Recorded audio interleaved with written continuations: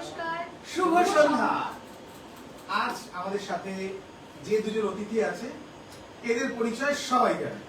সীমানকে সবাই চেনে আর শালিনী বম সবাই চেনে। তো আজ ওদের সাথে অনেক দিনই ওদের সাথে আমাদের লাইভটা করার কথা ছিল। ওদের একটা গ্রুপ লাইভ হওয়ার কথা ছিল পরিধান থেকে, বাট যেহেতু আমাদের টেকনিক্যাল সাপোর্টটা অনেককে নিয়ে করার মতন নয়, তাই এই সপ্তাহ থেকে ওদের বইটানের সবাইকে আস্তে আস্তে দেখে আমরা লাইভটা করবো। আর প্রোগ্রামের আগে একটা কতদিন আমাদের টেকনিক্যাল ঠিক হয়ে যাবে, তখন আমরা একটা লাইভ করবো। যাই হোক, ইন্ট্রোডিউস সীমান। সীমান, নমস্কার, আমি সীমান মিত্র। প্রফেশনালি আমি একজন অ্যাস্ট্রোলজার, তার সাথে সাথে আমি মডেলিং ইন্ডাস্ট্রিতেও কাজ করছি। আমি এজ ফটোগ্রাফি এবং পিআরএস এন্টারটেইনমেন্টের মডারেটর। এবার আমাদের অ্যাকচুয়ালি এই লাইভটা হওয়ার কথা ছিল গত বৃহস্পতিবার আমাদের আসার কথা ছিল। তো সামহাও জগন্নাথ দেব দাদাকে টেনেছিলেন, এই জন্য যেতে হয়েছিল। তো আমরা সেই জন্য গত বৃহস্পতিবার আসতে পারিনি। তো আজকে চলে এলাম, গল্প হবে, আড্ডা হবে, দেখতে থাকুন। শালিনী।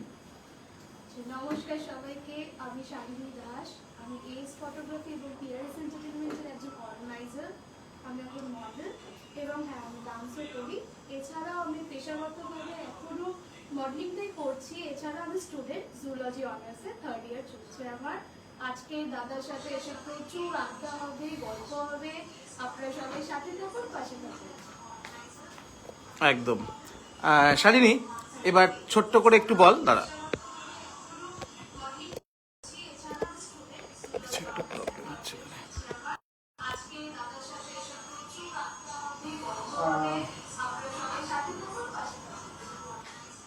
একটু টেকনিক্যাল ব্যাপারটা। এবার ছোট্ট করে একটু বল।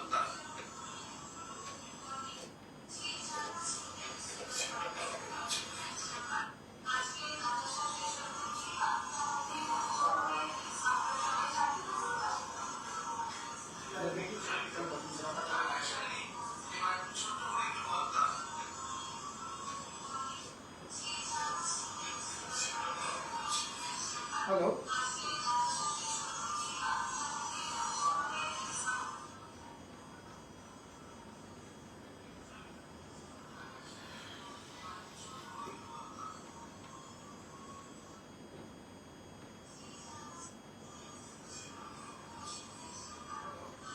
মোহনন্দা মাঝি লিখেছে, গুড ইভিনিং শিবন্দা, জেডিদা এন্ড রেসপেক্টেড ম্যাম।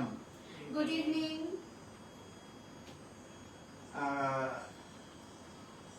শিবন, কবে থেকে এই প্রফেশনে এসছো?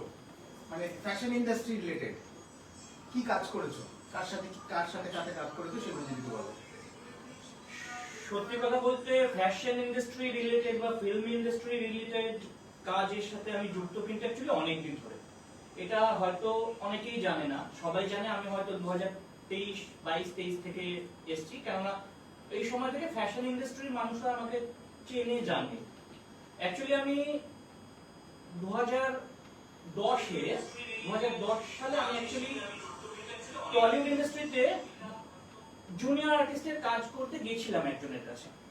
তো এখন যেটা হয়েছে, আমি এসেছিলাম মডেলিং করতে এসে এখানে আমি মডারেটর হয়ে গেছি।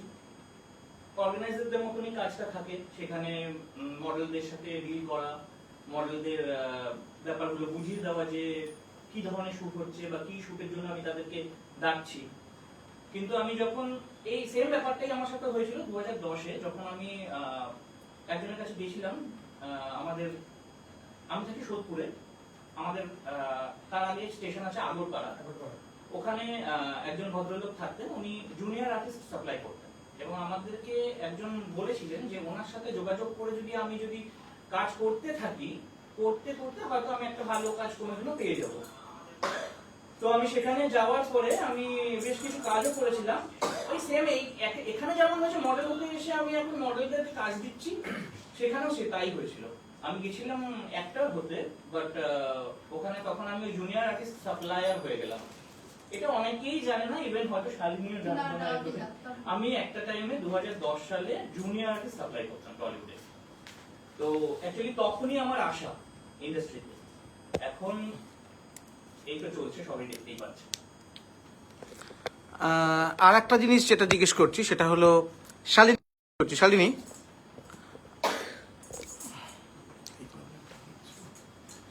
শালিনী তুই তুই কিভাবে ইন্ডাস্ট্রিতে এলি, কতদিন ধরে, সেগুলো বল।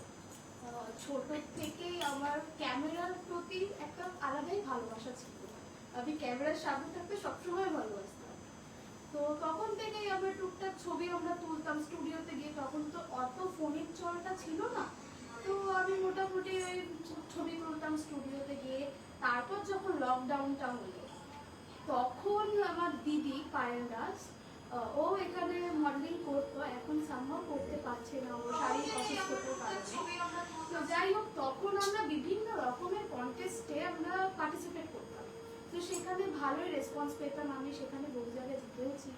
তো তারপর থেকে যখন কোভিড পিরিয়ডটা গেল গিয়ে 2023-এ ফাইনালি আমি ফ্যাশন ইন্ডাস্ট্রিতে এলাম।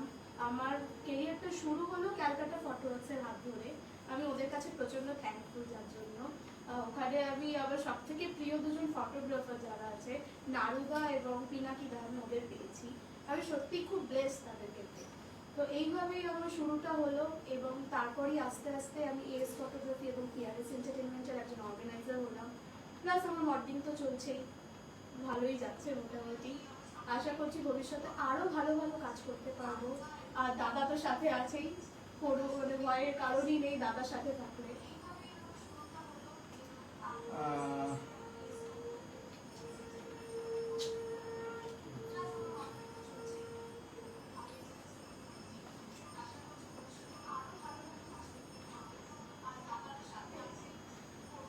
যাই হোক, দেখে নিল অডিওটা কি বলবে। জয় কর্মকার লিখেছে, good evening all. Good evening Joy. Joy বহুদিন পরে আমার লাইভ দেখছে আজকে। শাশিকা ছেত্রী লিখেছে, শুভ সন্ধ্যা সকলকে। শুভ সন্ধ্যা। Sound is very much far. হ্যাঁ, বুঝতে পারছি না এটা কেন, এই প্রবলেমটা কেন হচ্ছে। রাইমা আচার্য লিখেছে, good evening. Good evening Raima. এই অডিওটা ওইখান থেকে অডিওটা ধরছে, এই অডিওটা কেন ধরছে না বুঝতে পারছি না।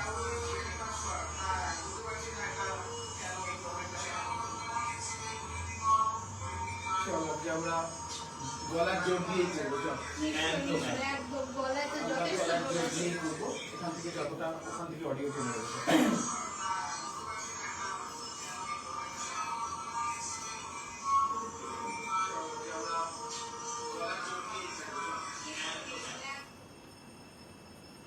যাই হোক, রাইমা লিখেছে। আচ্ছা, একটা কথা দুজনকেই জিজ্ঞেস করছি। আমাদের এই যে ফ্যাশন ইন্ডাস্ট্রি, যেটা টালিগঞ্জ ফিল্ম ইন্ডাস্ট্রি থেকে একদম ডিফারেন্ট একটা জগৎ, যেখানে আমরা সমস্ত মধ্যবিত্ত, ম্যাক্সিমামই আমরা মধ্যবিত্ত ঘরের ছেলে মেয়েরা এখানে কাজ করতে এসেছি। আমরা চোখে স্বপ্ন নিয়ে এসেছি যে আমরা মডেল হব, আমরা র্যাম্পে হাঁটবো। এই যে আমাদের ইন্ডাস্ট্রিটা, এই ইন্ডাস্ট্রির মধ্যে কাজ করতে গিয়ে গ্যাপ কি মনে হয়েছে? বাস্তবে গ্যাপটা কি মনে হয়েছে? গ্যাপ তো প্রচুর আছে। গ্যাপ তো প্রচুর আছে। এই গ্যাপের ব্যাপারটা দুজন একটু বল, যে কি কি গ্যাপ। তোরা তুই একটা অর্গানাইজার, হ্যাঁ, সাথে তুই একটা অর্গানাইজার প্লাস একটা মডেল, তুইও মডেল, হ্যাঁ। অনেক ফটোগ্রাফারের সাথে ডিরেক্ট কাজ করতে গেছিস। কি কি প্রবলেম মনে হয়েছে আমাদের এই ইন্ডাস্ট্রিতে? শালিনী আগে বলবে না আমি আগে বলবো? তুমি বলো। আমার কাছে একজন মেল মডেল হিসেবে যেটা প্রথম মনে হয়েছে, মেল মডেলের কোনো কাজ নেই। Yes, very good point, very good point. দেন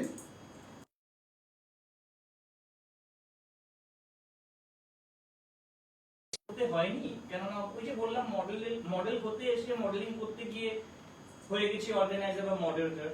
তো সেখানে নিজে মডেলিং করব বা মডেল হিসেবে কাজ করব, তার সাথে সাথে আমাকে মডেলদেরকে সাথে ডিলও করতে হয়। তো নিজেরা চেষ্টা করি যতটা আমাদের, কেউ যাতে আমাদের উপর রুষ্ট না হয়, কেউ যেন খারাপ ভাবে বা খারাপ চোখে না দেখে প্রোডাকশনকে, সেটা তো দেখতেই হবে। তাদের যা যা কমিটমেন্ট গুলো আমাদের থাকে সেগুলো যাতে আমরা দিতে পারি, ঠিকঠাক ফুলফিল করতে পারি, সেগুলো আমরা আমাদের দিক থেকে ঠিকঠাক রাখার চেষ্টা করি। বাকি আমাকে সেরকম ভাবে কিছু বুঝতে পারি না, আর আমি একটাই বলবো, ওই যেটা বললাম, মেল মডেলদের সেরকম কোনো কাজ নেই। এই ব্যাপারে একটা কথা বলি, আমাদের ইন্ডাস্ট্রিতে মেল মডেল যেটা, মানে যেটা আমরা মুম্বাই রিলেটেড বা দিল্লি রিলেটেড জায়গাতে দেখি, যে মেল মডেল এই ফিজিক্স, চেহারা, বাইসেপ, আরে প্রপার ব্যাপার, সেই রকম মডেল আমাদের ইন্ডাস্ট্রিতে তোমার চোখে কেউ আছে? আমাদের ইন্ডাস্ট্রিতে আমার চোখে মুম্বাইয়ের যদি সঙ্গে তুমি কম্পেয়ার করতে বলো তাহলে বলবো নেই। আর যদি বলো যে হ্যাঁ বেটার কেউ আছে কিনা, যাদের হয়তো আরেকটু ঘষা মাজা করলে একটা ভালো জায়গায় যেতে পারবে, তাহলে বলবো আছে। কিন্তু মুম্বাইয়ের সাথে যদি তুমি কম্পেয়ার করতে বলো তাহলে আমার চোখে নেই। তুই? আমার চোখে যে গ্যাপটা ধরা পড়েছে সেটা হলো আমরা এখনো আমাদের ইন্ডাস্ট্রিটাকে লাইন বলাটা ছাড়তে পারি। ইয়েস, যেটা আমাদের প্রথমে সবাইকে ছাড়তে হবে, সেটা মডেল হোক, মেকআপ আর্টিস্ট হোক, অর্গানাইজার হোক, লাইনটা কোনো কথা না। আমরা সবাই একটা ইন্ডাস্ট্রিতে রয়েছি, যেমন আমাদের আইটি সেক্টর থাকে বা বিভিন্ন টিচিং প্রফেশন থাকে, তো আমরা সেটাও, আমাদের ফ্যাশন ইন্ডাস্ট্রিটাও কিন্তু একটা ইন্ডাস্ট্রি, এখানেও কিন্তু কাজ হচ্ছে। এইটা একটা গ্যাপ আমার চোখে ধরা পড়েছে। আর আরেকটা গ্যাপ আমি যদি বলি, সেটা হচ্ছে ম্যাক্সিমাম আমরা এখন বোল্ডই করছি, আমরা অন্যান্য দিকে নজরই দিচ্ছি না, আমরা নিজেদের ক্রিয়েটিভিটিটাকে খুব কম কাজে লাগাচ্ছি, যেইটা আমার মনে হচ্ছে একটা গ্যাপ হয়ে যাচ্ছে। ওইটা যদি আমরা শুরু করি, ক্রিয়েটিভ দিক থেকে আমরা আরো নতুন নতুন ভাবে চিন্তা করে আরো অর্গানাইজ করতে পারি, বা আমরা নিজেরাও মডেলরা নিজেরা ভেবে ভেবে কাজগুলো করতে পারি ফটোগ্রাফারদের সাথে এবং মেকআপ আর্টিস্টদের সাথে ডিসকাশন করে, তাহলে আমার মনে হয় গ্যাপটা ফুলফিল হবে। মানে যখনই তোরা কাজ করতে যাচ্ছিস, যখন ফটোগ্রাফারের সাথে কথা বলছিস, ফটোগ্রাফার তোদেরকে অফারটাই কি করছে, যে ফার্স্ট থেকেই বল অফারটাই ম্যাক্সিমাম টাইমই বোল্ড, এবং তারপর সেটা কথা হতে হতে হয়তো কিছু জন ফটোগ্রাফার রয়েছে যারা ক্রিয়েটিভিটিতে এখনো বিশ্বাস রাখছে। আর বোল্ড সবসময় যে ড্রেসের ক্ষেত্রেই বোল্ড হয় আমার মনে হয় না, সেটা বোল্ড নিজের এক্সপ্রেশন দিয়েও কিন্তু বোঝানো যায়। একদমই তাই। নিজের আই এক্সপ্রেশন, নিজের ফেশিয়াল এক্সপ্রেশন, বিভিন্ন রকম এক্সপ্রেশন দিয়ে। বাট আমাদের ইন্ডাস্ট্রিতে যেটা এখন চলছে, সেটা বোল্ড মানে হচ্ছে রেস টু ওপেন, একদম। তুমি নিজেকে কতটা খুলতে পারো, এটাই হচ্ছে আমার ইন্ডাস্ট্রিতে এখন এটাই চলছে। বাট সব থেকে বড় কথা, এই ছবিগুলো আমরা কাজে লাগাই কোথায়? এই ছবিগুলো তো আমাদের কোনো কাজে লাগে আমরা কোনো কাজে লাগাতে পারছি না। ফেসবুকে দেখা ছাড়া, ফেসবুক দেখা ছাড়া আর তো কোনো এতে কাজ নেই। যেই ছবি আমি ফ্যামিলির সাথে বসে দেখতে পারবো না, যে সেই ছবি তুলেও কোনো লাভ নেই। এবং যে ছবি তুলছে তাকেও কম্পিউটারটা আর মনিটরটাকে ফ্যামিলি থেকে আড়াল করে তাকে দেখতে হচ্ছে। একদম। প্লাস এই কাজগুলো কোনো কাজে লাগছে না। একদমই তাই, কোনো কাজে লাগছে না। কোনো কাজে লাগছে না আমাদের। যেটা ও বললো যে মেল মডেলের কাজ নেই, হ্যাঁ। এই ব্যাপারটা একটু কি বলবি? মেল মডেলের কাজ নেই, হ্যাঁ এটা তো কোনো না কোনো জায়গায় সত্যি কথাই। আমরা ম্যাক্সিমাম ফিমেল মডেলসদেরকে দিয়ে বোল্ড কাজ করিয়ে দিচ্ছি, মেল মডেলদেরকে আমরা সেই ক্ষেত্রে আর পাত্তা দিচ্ছি না অতটা। তাছাড়া ফিমেল মডেলসদের যে ভিউজ আসছে ফটোগ্রাফারদের বলো চাই মডেলসদের বলো, তো সেটা মেল মডেলসদের ক্ষেত্রে ভিউটা যেহেতু কম হয়ে যায়, সেই জন্য মেল মডেলসদেরকে কাজে লাগানো হয় না। এবং আমরা নিজেরাও ভাবি না যে মেল মডেলসদেরকে ট্র্যাডিশনাল ওয়্যারে বা কনসেপচুয়াল শুটগুলোতে আমরা কিভাবে আরো ভালোভাবে কাজে লাগাতে পারি, সেইটা যদি কোনো আমরা ক্ষেত্রে ভাবতে পারি, নিশ্চয়ই আমরা করতে পারবো। আরেকটা জিনিস, বোল্ডের ক্ষেত্রে অনেকে কিন্তু মানে যারা ফিমেল মডেলরা আছে তারা কোল্যাবে কাজ করে ফেলছে। এই জিনিসটা করে আরো ব্যাপারটা না বাড়াবা পাচ্ছে, যে জানে আমি কাউকে একজনকে আমি একটা অ্যাড দিয়ে দিলাম, হোয়াটসঅ্যাপের অনেক গ্রুপ আছে, অ্যাড দিয়ে দিলাম আমি একটা যে আমার দুটো বোল্ড মডেল লাগবে, তো সেখানে তো দুটো মডেল চাইবো, 10 জন অ্যাপ্লাই করবে। তো সেখানে দাঁড়িয়ে এই যে কোল্যাবে কাজগুলো করা হয়, এর জন্য আরো জিনিসটা হ্যাম্পার হয়। আমার মনে হয় বোল্ড কাজ করো, অবশ্যই করো, কিন্তু কিছু পেমেন্ট যদি তার থাকে আমার মনে হয় সেটা ভালো। তাহলে নর্মাল একটা মানুষ বাড়ি থেকে বেরিয়ে বাড়ি ফেরা অবধি তার বেরোলে অন্ততপক্ষে 300 টাকা খরচা একদম একদম সব থেকে বড় কথা, একটা মেয়ে সারাটা দিন কাজ করবে, দিনের শেষে তার হাতে যদি সামান্য একটু পয়সা দেওয়া যায়, এই যে ব্লেস, এই যে মনের ভেতর থেকে একটা বেশ বেরিয়ে আসা, একদম একটা সন্তুষ্টি কাজ করে তখন। আমরা সবাই পয়সার জন্য কাজ করি। প্লিজ, যখন আমরা একটা 1.5 লাখ টাকার ক্যামেরা কিনতে পেরেছি, একটা স্টুডিও রেন্ট করতে পেরেছি, ড্রেস নিতে পেরেছি, সবকিছু করতে পেরেছি, তাহলে বাচ্চাটাকে কেন 200-500 টাকা 500 টাকা দিতে পারবো না? এমনও কমপ্লেন আমার কাছে এসছে, কোনো এক সিনিয়র ফটোগ্রাফার, সে সারাদিন 12টা থেকে রাত্রি 9টা অবধি কোনো একটা মডেলকে শুট করিয়ে তাকে সে পেমেন্ট দিয়েছে 3000 টাকা। সারাদিন তাকে না একটু খেতে দিয়েছে, না একটু তাকে জল দিয়েছে, ইভেন তাকে জলটা পর্যন্ত খেতে দেয়নি। দাদা, আপনি আমার লাইভ দেখেন, আপনাকে উল্টো দিকের মডেলটাকে 2 মিনিটের জন্য আপনার নিজের মেয়েকে তার ভেতর ঢুকিয়ে দিন।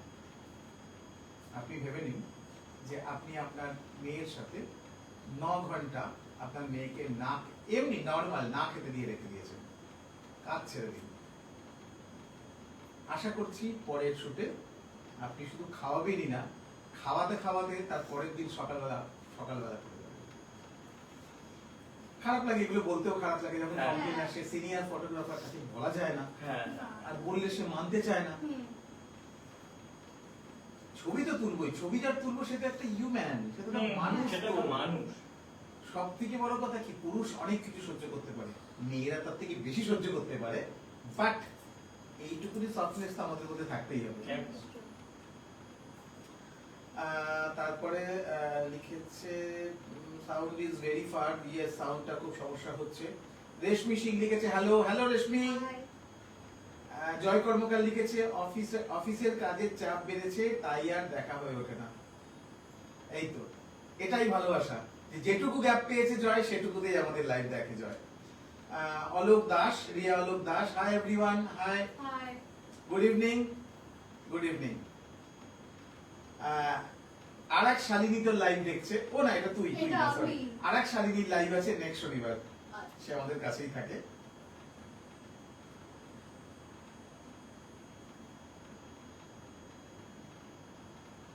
এবার একটা অদ্ভুত প্রশ্ন জিজ্ঞেস করি। আচ্ছা, অদ্ভুত না, এটা ভালো প্রশ্ন। ফ্যাশন ইন্ডাস্ট্রিতে আসার পরে সবথেকে গুড মোমেন্টস কি এখন অবধি? তো একটু লাউডলি বলবি। গুড মোমেন্টস, আমি ব্যাড মোমেন্টস আর গুড মোমেন্টস দুটো একসাথে বলছি। আচ্ছা বল। তাহলে শুনতে তোমার ভালো লাগবে জিনিসটা। আমাদের একটা বাংলা ক্যালেন্ডার লঞ্চ ছিল, ওটা আগের বছরের, যেখানে নন্দনে আমাদের রিলিজ হওয়ার কথা। নন্দনের বাইরে আমরা যে মুক্ত প্রাঙ্গণ থাকে সেখানে গিয়ে আমি দেখি সামহাও পুলিশ অফিসাররা, সেখানে কনস্টেবলরা ঝামেলা করছে, করা যাবে না। মানে কোথায় এটা, কোথায়? নন্দন প্রাঙ্গণে তুমি যেটা গিয়েছিলে মনে করো, তুমি ফার্স্ট ওখানে, মানে আমার সেকেন্ড টাইম দেখা তোমার ওখানে।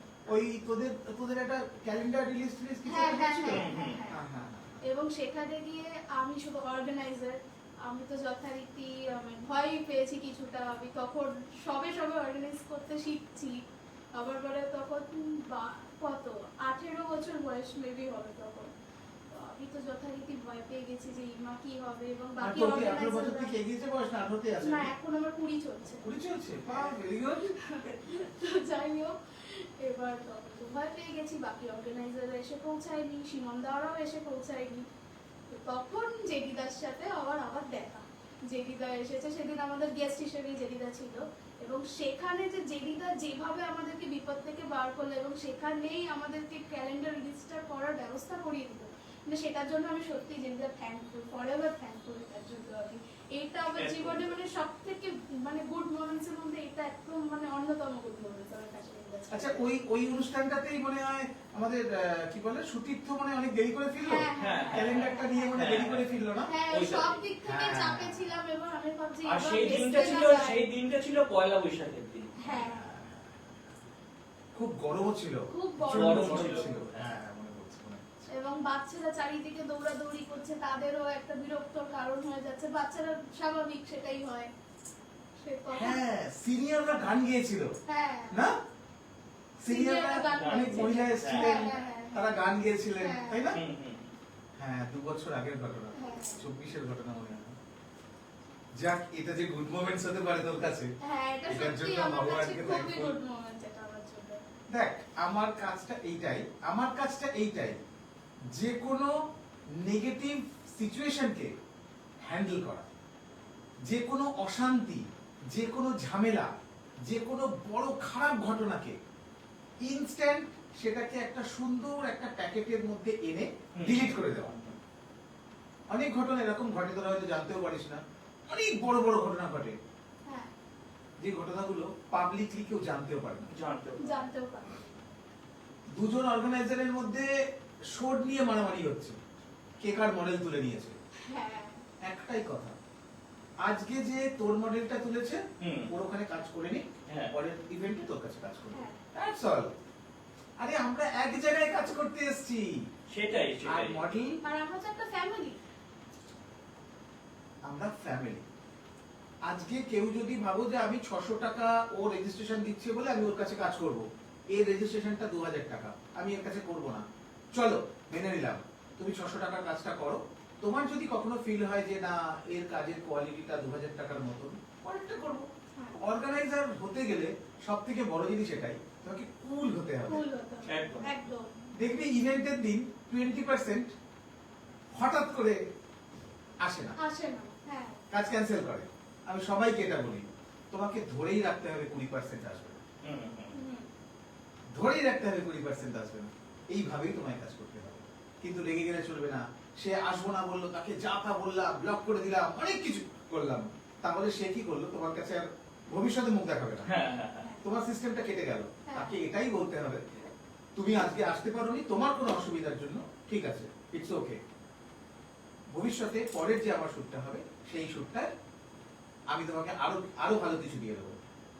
তা কিন্তু লজ্জাটা কেটে গেল। হ্যাঁ, যেটা কিন্তু আমাদের এস ফটোগ্রাফি আর পিয়ারেন্স এন্টারটেইনমেন্টে হয়। কোনো মডেল আসতে পারলো না, আমি বললাম তুমি নেক্সট শুটটা করে নাও, কোনো অসুবিধা নেই। একদম একদম, এটাই হচ্ছে সব থেকে বড়, মানে এই যে চ্যালেঞ্জটা, হুম। যে উল্টো দিকের মানুষকে এটা বুঝিয়ে দেওয়া যে তুমি আসতে পারোনি যে কোনো অসুবিধার জন্য, তার মানে আমরা তোমাকে ছেড়ে দিলাম না, হুম। আমরা তোমার সাথেই আছি। কারণ যা তুই উল্টো দিকের লোকের জন্য করবি সবটাই ভগবান তোকে রিটার্ন দেবে। একদম তাই। এবার ভালো করবো না মন্দ করবো নিজেকে ঠিক করতে হবে। এই জ্ঞানটা হয়তো আমি সবসময় দিই, এই জ্ঞানটা আমি হয়তো সবসময় দিই, যেহেতু আমি একটা পরিবার প্রিয় মানুষ। আমি সবাইকে একটা কথা বলি, যা আমরা ভালো কাজ করব সব কিছুর ফল, সব কিছুর রিটার্ন আমাদের পরিবার পাবে। সো আমরা ভালো কাজ করবো কি খারাপ কাজ করবো সেটা আমাদের ঠিক করতে হবে। একদম। একদম। সব কিছু রিটার্ন আসে, সব কিছু রিটার্ন আসে। কি কথা- ও, আমাদের ইয়ে লিখেছে কৌস্তব বন্দ্যোপাধ্যায় লিখেছে, গুড ইভিনিং সবাইকে। Good evening. আমার একটা ছোট্ট প্রশ্ন, see more, what about portfolio, how come a proper portfolio is mandatory in a models career, কজন প্রপারলি পোর্টফোলিও রেডি করেছে? কৌস্তব, এই উত্তরটা আমি দিচ্ছি। পোর্টফোলিও অপশনটাকে না কেউ গলা টিপে খুন করেছে, সেই লোকটাকে আমি চিনি। পোর্টফোলিও একটা সময়, পোর্টফোলিওটাই হচ্ছে আমাদের সাবজেক্ট ছিল, যে ফ্যাশন ইন্ডাস্ট্রিতে এসে তোমাকে একটা পোর্টফোলিও করতে হবে, হ্যাঁ, হ্যাঁ। হ্যাঁ, পোর্টফোলিও করতে হবে। তো আমি একটা খুব বাজে লোককে চিনি, যে লোকটা এই পোর্টফোলিওটাকে গলা টিপে নষ্ট করেছে, তার নিজের ফায়দার জন্যই হয়তো করেছে। তো বেশি সাসপেন্স রাখছি না, সেই লোকটার নাম জয়ন্ত দাশগুপ্ত। তখন ছিল জেডিদা, এখন সে জেডি স্যার হয়ে গেছে। তো সেই জেডি স্যার বলে যে জেডিদা বলে যে লোকটা ছিল, সেই লোকটা গলা টিপে এই পোর্টফোলিও অপশনটাকে উড়িয়ে দিয়েছে, ডিলিট করে দিয়েছি। ডিলিট করে দিয়েছে। কি করে? আমি দেখলাম একটা মেয়ে 25,000, 30,000, 35,000 টাকা তার মধ্যবিত্ত পরিবারের বাবা মায়ের থেকে বার করে নিয়ে আসতে, তার বাবা মায়ের যে কষ্টটা, সেই কষ্টটা আমি ফিল করেছিলাম। এটা ফিল করেছিলাম যে তার বাবা মা যখন সে টাকাটা দিতে না পারছে, সেই বাচ্চা মেয়েটাকে যে পোর্টফোলিও করতে আসছে, যার কাছে পোর্টফোলিও করতে আসছে, সে তাকে কিভাবে কাজে লাগাচ্ছে, কিভাবে তাকে নোংরা দিকে টেনে নিয়ে আসছে, কিভাবে তাকে খারাপ প্রপোজাল দিচ্ছে, সবকিছু যখন আমি বুঝতে পারি, তখনই আমার মাথা থেকে বেরোনো একটা ঘটনা হয়। সেটা হলো, আমি একটা ওয়ার্ড উচ্চারণ করি তখন, ফটো ওয়াক। ফটোগ্রাফারদেরকে বোঝাই আমি হচ্ছে মায়ের ঘরের মাসি, কোলের ঘরের পিসি, এটা আমার একটা ক্যারেক্টার। আমি দুজনকে এইভাবে সালটাই যে কোনো কেস। আমি ফটোগ্রাফারদেরকে বোঝালাম যে তুমি তোমার ক্যামেরাটার কোনো ভ্যালু নেই যদি তুমি উল্টো দিকে একটা ভালো মডেল না পাও। একটা মডেলকে আমি ডেকে দিচ্ছি, তুমি তার ছবি তুলে তোমার কাজ পাকাও, তোমার হাত পাকাও। মডেলকে বলছি তোর পোর্টফোলিও করতে পয়সা লাগছে না, সেজে গুজে আসবি, পোর্টফোলিও করবি, সাজবি, ঘুরবি, ছবি তুলবি, প্লাস এতগুলো লোকের সঙ্গে তোর পরিচয় তৈরি হবে। আমি এমন একটা সেলসম্যান, আমি ইউজ করা শিলনোড়াকেও বেচতে পারি। আমি বাড়িতে পড়ে থাকা শিলনোড়াটা সেটা আমি বেচতে পারি। এটা ভগবান আমাকে এই গুণটুকুনি দিয়েছেন, তো আমি সেই গুণটাই কাজে লাগিয়েছি।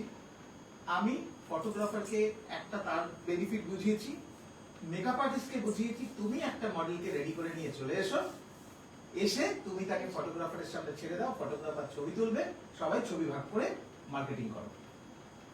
আলটিমেটলি সেই বাচ্চাটা যে ওই 30-35 হাজার টাকা দিয়ে পোর্টফোলিও করার জন্য তাকে প্রথম, খারাপভাবে নিস না তোরা, তাকে প্রথম কম্প্রোমাইজের শিকার হতে হচ্ছিল, সেটা আমি বন্ধ করে দিয়েছিলাম। এবং সেটার জন্যই আজ 13 বছর পরেও কৌস্তব সবাই আমাকে, হয়তো দুটো মানুষ আমাকে ভালোবাসে, দুটো মানুষও কিন্তু এখন আমার পায়ে হাত দিয়ে প্রণাম করে। আমি এটা খারাপ করেছি, বাট এই খারাপটার মধ্যে কিন্তু একটা বাবার লজিক লুকিয়ে আছে।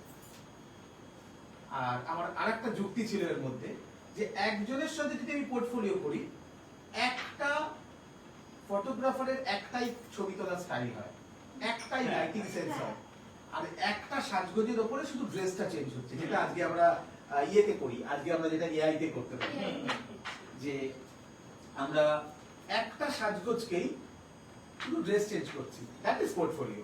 ম্যাক্সিমাম ক্ষেত্রে তাই হতো, মোটামুটি 25-30 হাজার টাকার পোর্টফোলিওতে তাই হতো।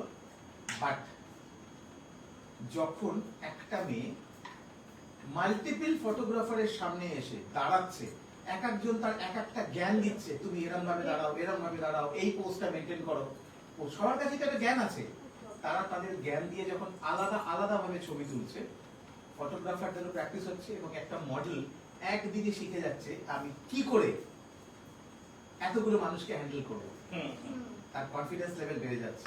কত লাগবে না, শুধু তাই না, তার প্রচুর মানুষের সাথে কন্ট্যাক্ট তৈরি হচ্ছে। আর পোর্টফোলিও করলে স্টুডিওতে একটা ফটোগ্রাফার, একটা মেকআপ আর্টিস্ট, একটা ডিজাইনার, একটা স্টুডিও মালিক, 5টা লোকের সাথে কন্ট্যাক্ট তৈরি হচ্ছে।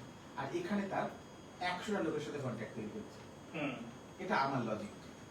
হ্যাঁ, তাহলে তুমি যখন এটা এক্সপ্লেন করছো, তখন তুমি বলছো কেন যে তুমি বাজে কাজ করেছো? আমি তো বাজে কাজ করেছি, কারণ অনেকে যখন ওপরে থাকবে না, যখন তুমি মাথায় থাকবে, তখন তুমি কখনো সবাইকে একসঙ্গে খুশি করতে পারবে না।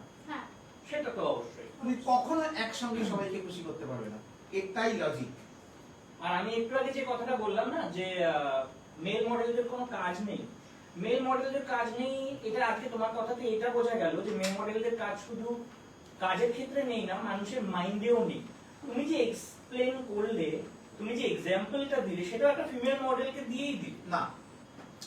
আমি ওখানে ওপেন পোস্ট করলাম, এই দিন এই সময়, এই যে Kolkata photo works, Sudip, Calcutta photo works, Sudip Sujan, কোথা থেকে কনসেপ্ট এলো? সুদীপ সুজন তো আমাদের আইটা ক্লাবেরই অ্যাডমিন। যখন আমার 2023-এর অ্যাক্সিডেন্টটা হলো, তখন ওরা একটা আলাদা করে তৈরি করলো, গ্রুপ তৈরি করলো, করে আজকে যে কাজটা করলো, সেখান থেকে আজকে ফটো ওয়ার্কের মাধ্যমে প্রচুর ছেলেমেয়েরা আসে এখানে। এবং সেই দিনেও কিন্তু 2014 সালে যখন আমি শুরু করেছিলাম, রাজীব মুখার্জিকে মেবি চিনিস, আমরা চিত্রপ্রেমী রাজীব মুখার্জি আমি মিলেই এই অর্গানাইজেশন শুরু করেছিলাম। ওখানে কিন্তু প্রচুর মেল মডেল তখন ছিল। মেল মডেল না আস্তে আস্তে হারিয়ে গেল, কারণটা একটাই, এক হচ্ছে ফটোগ্রাফারের ডিমান্ড উল্টে গেল, মেলের দিকে চলে গেল, এই ফিমেল Female-এর দিকে দিকে চলে গেল। আর মেলরাও না নিজেদেরকে সেই রকম ভাবে মেনটেন করতে পারলো না।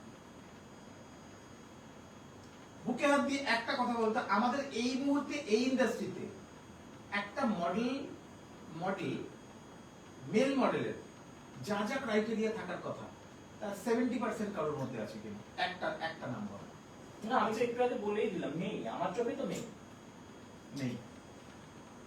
কারোর কাছে হয়তো ফিগার আছে, তার সাইজ এইটুকুনি, একদম। কারোর কাছে সবকিছু আছে কিন্তু তার এত অ্যাটিটিউড যে তাকে মার্কেটে পাওয়া যায় না, সবকিছু মিলিয়ে ঝুলিয়ে গেল। যাই হোক, কথাটা অন্যদিকে চলে গেল। তবে আবার পোর্টফোলিওকে আমি ফিরিয়ে আনার চেষ্টা করছি। অলরেডি কিছু ফটোগ্রাফার, সিনিয়র ফটোগ্রাফার পোর্টফোলিও করছে, আমি রেকমেন্ড করছি। এবার হ্যাঁ, এখন মানুষের কাছে এই দান ওই দান 3000, 1500, 2000 চক্করে আর এখনকার বাবা মারা না বাচ্চা কাচ্চার জন্য তখনও জীবন দিত, এখনকার বাবা মারা না বাচ্চা কাচ্চার জন্য অনেক বেশি জীবন দিতে রাজি আছে, হ্যাঁ, অনেক বেশি জীবন দিতে রাজি আছে। সুতরাং এখনকার বাচ্চা কাচ্চাদের কাছে অ্যাভারেজ পয়সা আছে। আর একটা জিনিস যেটা আছে এখন আমাদের মেয়েদেরকে, আমাদের ছেলেদেরকে মিস ইউজ করাটা খুব শক্ত, একদম। যেটা লাস্ট 12 বছরে আমি মেয়েদের মনের ভেতর ঢুকিয়ে দিয়েছি। আমরা ইউজ হতে আসিনি, আমরা ইউজ করতে এসেছি। এটা একটা নেগেটিভ ল্যাঙ্গুয়েজ বললাম, খারাপ ভাবে নিস না নেগেটিভ ভাবে নিলে ভাবে নেগেটিভ, নিলে, পজিটিভ হ্যাঁ, ভাবে নিলে ভাই। positive। আমরা এমন প্রফেশনে আছি, আমাদের পটানো বহুত কষ্ট। হ্যাঁ, আমাদেরকে পটানো অত সহজ ব্যাপার না। আমরা যদি ভাবি আমরা ইমোশনাল হতে পারি, হ্যাঁ, কিন্তু আমাদেরকে পটাতে পারবে না। যেটা একটা সময় হতো, যে ইন্ডাস্ট্রিতে আসতো, যার কাছে যেত, সে তাকে পিস পিস পিস পিস করে কাটতো, হ্যাঁ, পিস পিস করে কাটতো। সুতরাং আজকের ডেটে আমরা, আমাদের ছেলেমেয়েরা, আমাদের হাতে অ্যান্ড্রয়েড আছে আজকে, আমরা সব জানি কিভাবে রক্ষা করতে হয় নিজেকে, কিভাবে কোন জায়গা থেকে নিজেকে বের করে আনতে হয়, সেটা আমাদের ছেলেমেয়েরা এখন জেনে গেছে। অলোক লিখেছে কাজ সবার জন্য আছে, বাট কলকাতাতে 95% নর্মাল মেল অ্যান্ড ফিমেল নিজেকে মডেল বলে দাবি করে, সো তাই পেমেন্ট ওয়ার্ক নেই, এটাও প্রবলেম আমার মনে হয়। আর 99% মানুষ ক্যামেরা হাতে নিয়ে নিজেকে ফটোগ্রাফার বলে। যে ইন্ডাস্ট্রিতে গ্রামার নেই, রুলস এন্ড রেগুলেশন নেই, সেই ইন্ডাস্ট্রিতে যা চলছে সেটাই ঠিক।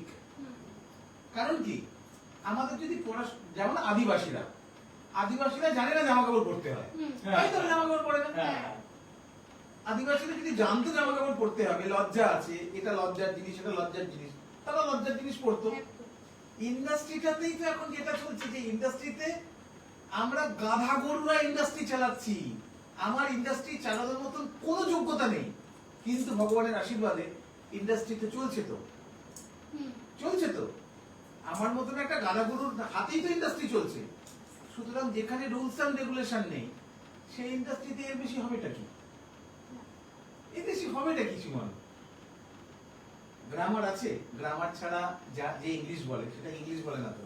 না, না, গ্রামার ছাড়া কেউ যদি বাংলা বলে সেটা তো প্রপার বাংলা হয় না। বাংলা হয় না। সেরকম ভাবে আমাদের কাছেও তো সেরকম কোনো গ্রামার নেই যে গ্রামারটার জন্য। হুম, আমার কাছে গ্রামার আছে, আমি গ্রামারটা যতবার পাবলিশ করতে যাচ্ছি ততবারই উল্টো দিকের বিরোধী এসে সেটাকে বলছে এটা ঠিক না। হুম, ইন্ডিয়া যা ভালো কাজ করবে, পাকিস্তান কোনোদিন ভালোটা দেখতে পাবে না, একদম তাই। সবটাই খারাপ। হুম, সাবজেক্ট সেটা হয়ে যাচ্ছে, যে কারণে ইন্ডাস্ট্রি এগোচ্ছে না। আর আমাকেও আমার ব্যবসা দেখতে হবে, আমার পরিবার দেখতে হবে, হুম, ভবিষ্যতের জন্য মার্সিডিজ চালাবো, মার্সিডিজ কিনতে হবে, ভাই খাটতে হবে। খাটতে হবে। সুতরাং আমিও মাথা লাগাচ্ছি না। হ্যাঁ, বাট হ্যাঁ, হবে, ভালো কিছু করতে সময় লাগে, সময় লাগে। সময় লাগবে, কিন্তু হবে, হবে। প্রত্যেকটা মানুষ আজকে অনেক সচেতন হয়ে গেছে হ্যাঁ, যে আমাদের ভাই, আমরা যারা মডেলিং ইন্ডাস্ট্রিতে আছি না, তারা মডেলিং ইন্ডাস্ট্রির জন্য পাগল, হ্যাঁ, আমরা এই কাজটার জন্য পাগল। মানে এটা আমাদের কাছে প্যাশন চলে আসে, প্যাশন। এই যে তুই বলছিস আমি ক্যামেরা ফেস করা, হ্যাঁ, যারা ক্যামেরা ফেস করতে ভালোবাসে তারা ক্যামেরা ফেস করতে ভালোবাসে। সুতরাং একটু দেরি হবে, একটু দেরি হবে, বাট ভালো কিছুই হবে, ভালো কিছুই হবে। ভালো তো হতেই হবে, 15 বছর পরে একটু একটু করে ভালো দেখতে পাচ্ছি তো, একদম। দেখতে পাচ্ছি তো ভালো কিছু হবে। রিয়া লিখেছে ভেরি গুড কোশ্চেন দাদা। শাশিকা লিখেছে শুভ সন্ধ্যা সবাইকে। কৌস্তব বন্দ্যোপাধ্যায় লিখেছে extremely sorry, can't agree with you দাদা, photo work is no way near to proper portfolio. একদমই না, portfolio is like CV in my option. Without a proper portfolio, a model is like a driver with a license. Yes, but সব মালিকের কিন্তু, সব গাড়ি মালিকেরই কিন্তু নিজের গাড়ি চালানোর পারমিশন থাকে না, লাইসেন্স থাকে না। সব মালিক কিন্তু গাড়ি চালাতে পারে না, তারা ড্রাইভার রাখে। আর যখন মানুষের স্ট্যাটাস আপডেট হয়ে যায় তখন মানুষ নিজে গাড়ি চালায় না, ড্রাইভার দিয়ে গাড়ি চালায়। সবকিছুরই কিন্তু ডিস্টেন্স আছে, ডিফারেন্স আছে। এখানেও তাই, ফটো ওয়ার্ক দিয়েই আজকে একটা এত বড় ইন্ডাস্ট্রি তৈরি হয়েছে। আজকে কৌস্তবকে বলছি, কৌস্তব তুমিও আজকে ফটো ওয়ার্ক করেছো, যে ফটো ওয়ার্কে অন্তত পক্ষে 70 থেকে 75 জন হয়েছিল। আমি সেখানে নিজে প্রেজেন্ট ছিলাম, স্টার থিয়েটারের পাশের গলিতে, ভূতের রাজা দিল বরের যে রাস্তাটা, সেই রাস্তাটায় তোমার ইভেন্ট হয়েছিল। সেখান থেকে আমি অন্তত পক্ষে 8 জন মডেলের সাথে আমার আলাপ হয়েছে, যারা আজকে ইন্ডাস্ট্রিতে রেগুলার কাজ করছে। তাদের কাছেও কিন্তু প্রপার পোর্টফোলিও ছিল না, কিন্তু তারা মোটামুটি এখন পার ডে 1,500 টাকা 2,000 টাকা রোজগার করছে। যদি প্রপার গাইডলাইন হয়, যে যেমন জব করতে গেলে তোমার একটা সিভি মাস্ট, ইন্ডাস্ট্রিতে যেদিনকে এটা আসবে যে তোমার একটা গাইডেন্স লাগবে, তুমি একটা জায়গা থেকে তোমাকে আসতে হবে যেখান থেকে তুমি এটা পাস করে এসছো। সব এভিয়েশন ইন্ডাস্ট্রিতে তোমাকে এভিয়েশনের জন্য একটা কোর্স করতে হয়, হোটেল ম্যানেজমেন্ট করতে হলে তোমাকে কোর্স করতে হয়, স্কুলের চাকরি করতে হলেও তোমাকে পড়াশোনা করতে হয়, মডেলিং করতে হলে কিচ্ছু লাগে না। কৌস্তব স্যারের সামনে গিয়ে দাঁড়িয়ে যাও, কৌস্তব স্যার 4টে ছবি তুলে দেবে। কৌস্তব স্যারের ক্যামেরা, কৌস্তব স্যারের হাত, কৌস্তব স্যারের অভিজ্ঞতা, যে ছবিটা শালিনীকে তুলে দেবে, শালিনীর কনফিডেন্স লেভেল 0 থেকে 70-তে এক গ্রাফ চার্টে উঠে যাবে। আমি কিন্তু কৌস্তবকেই বললাম। সুতরাং ওকে যদি সেই দিনকে কৌস্তব স্যার বলতো না না না শালিনী, আমি তোমার ছবি তুলবো না, তুমি ফ্যাশন ইন্ডাস্ট্রি ফটো ওয়ার্কে এসছো, তোমার আমি ছবি তুলবো না, তোমার আমি ফোনে একটা সেলফি তোমার সঙ্গে তুলতে পারি, এটা আমরা করি না। এবার একটা বাচ্চা মেয়ে এসে কি দেখছে, ওয়াও কি দারুণ ছবি এসছে আমার কাছে। যেভাবে বসন্ত উৎসবের মাধ্যমে আমাদের ইন্ডাস্ট্রিটা এসে আজকে এই জায়গায় ঠেকেছে, যে প্রতি বছর বসন্ত উৎসবের পরে ইন্ডাস্ট্রিতে 6 থেকে 7,000 নতুন মানুষ যোগ হয়। হ্যাঁ, তারা কিভাবে যোগ হয়? বিভিন্ন কলেজ থেকে সব আসে, বিভিন্ন অর্গানাইজেশন থেকে আসে, ভারতবর্ষের পশ্চিমবঙ্গের বিভিন্ন প্রান্ত থেকে আসে। তাদের ফটোগ্রাফাররা, তোমাদের মতন সিনিয়র ফটোগ্রাফাররা, যাদের ক্যামেরা কথা বলে, যাদের কনসেপ্ট কথা বলে, তোমাদের হাতের ছবির জন্য আজকে একটা মেয়ের যখন ভালো ছবি উঠলো, সে তখন আনন্দ পেল, সে মডেলিং এ চলে এলো। কাজ করার ইনপুটও পেয়ে গেল। এই যে স্ট্রেঞ্জার ফটোগ্রাফাররা একটা মেয়ের ছবি তুলছে, ছবি তোলার পরে মেয়েটা ভাবছে, আরে ভাই আমার এত সুন্দর ছবি উঠতে পারে, সে কিন্তু মডেলিং ইন্ডাস্ট্রিতে এন্টার করে যাচ্ছে। ঠিক বসন্ত উৎসবেও তাই, বসন্ত উৎসবের মাধ্যমে প্রতি বছর প্রচুর নতুন ছেলে মেয়ে ইন্ডাস্ট্রিতে ঢুকছে। তারা কিন্তু কেউ মডেল না, কেউ পোর্টফোলিও বানায়। এবং আমি নিজেও কিন্তু ফটোগ্রাফ থেকেই আমি প্রবেশ করেছি এখানে। আর যদি পোর্টফোলিওর আশায় একটা মডেল, একটা ফটোগ্রাফার বসে থাকে, তাহলে তার দোকানে সারাদিনে কখন কাস্টমার আসবে তার জন্য তাকে গালে হাত দিয়ে বসে থাকতে হবে। তার ক্যামেরা পোছা ছাড়া তার কাছে কোনো কাজ থাকবে না, কারণ সবার কাছে পয়সা নেই। আর একটা 30-35 হাজার টাকা জোগাড় করতে একটা মিডল ক্লাস ফ্যামিলিতে যথেষ্ট কষ্ট করতে হয়, যথেষ্ট কষ্ট করতে হয়। অনেক সময় বাবা মারা তাদের জীবনের বিনিময়ে এই পয়সা জোগাড় করে দেয়। কোনো এক বাবা, কোনো আমাদের এক কালীঘাটের এক ফটোগ্রাফারের চক্করে, অর্গানাইজারের চক্করে 75,000 টাকা দিয়ে তাকে একটা পোর্টফোলিও করে দেবে বলেছিল। তার বাবা জমি বন্ধক দিয়ে পোর্টফোলিও করার জন্য মেয়েকে টাকা জোগাড় করে দেয়। মেয়েটা এসে টাকাটা দেয়, কালীঘাট স্টেশনে টাকাটা দেয়। টাকাটা দেওয়ার পর ছেলেটা উধাও হয়ে যায়। 19 সালের ঘটনা, কালীঘাট মেট্রোর 1 নম্বর স্টেশনে। আমি রোজ কালীঘাট, প্রত্যেক সপ্তাহে শনিবার কালীঘাট যাই। সে সপ্তাহে কালীঘাট গেছি, বাই ডিফল্ট আমি মেট্রোয় করে গেছি। ধর্মতলায় কি একটা যেন ইয়ে চলছিল, ওই ধর্মতলায় কি একটা মিটিং ফিটিং চলছিল, তার জন্য জ্যাম ছিল বলে মেট্রোয় করে গেছি। আমি দেখছি বাবা মেয়ে, মানে মেয়েটা পাগলের মতন কান্নাকাটি করছে। আমি জিজ্ঞেস করলাম কি হয়েছে রে মা, কাঁদছিস কেন? তোর কাছে টিকিট ফিটিট কিছু নেই, এরকম টাইপের কিছু ভেবেছি। তখন আমাকে বললো এই ঘটনা। আমি এলাম ফোন নাম্বারতে, ফোন নাম্বারটা নিলাম। ফোন নাম্বারটা আমার নাম্বারে সেভ করা নেই। তখন ট্রু কলারও 2019 সাল, ট্রু কলারও মানে অতটা ইনফরমেশন দিতে পারলো না। তো সঙ্গে সঙ্গে আমি লালবাজারের হেল্পলাইনে ফোন করলাম। ফোন করে বললাম দেখুন এরকম একটা ব্যাপার, তবে দিয়েছিল মেয়েটা 75,000, আমি লালবাজারকে 1.5 লাখ করেছিলাম। আচ্ছা, এটা আমি একটা অন্য কারণে বলেছিলাম। আলটিমেটলি কি হলো, লালবাজার থেকে আমাদেরকে সঙ্গে সঙ্গে নিয়ারেস্ট থানায় যেতে বললো। ওখানে আমরা কমপ্লেন করলাম, এফআইআর করলাম। ওই নাম্বার ধরে রাত্রিবেলার মধ্যে ছেলেটাকে তুলে নিল। ছেলেটাকে তুললো কোথা থেকে? বজবজ স্টেশন থেকে তুললো। বজবজ না, লুঙ্গি স্টেশন থেকে ছেলেটাকে তুললো। পুরোটার মধ্যে আমি আর মেয়েটা পুলিশের টাটা সুমোতে করে প্রায় এদিকে নেভিগেশন করছে, মানে ম্যাপ নেভিগেশন করছে। করে তার কাছে পৌঁছে ছেলেটাকে তুলে নিয়ে এসে ছেলেটার থেকে টাকা আদায় করা হলো।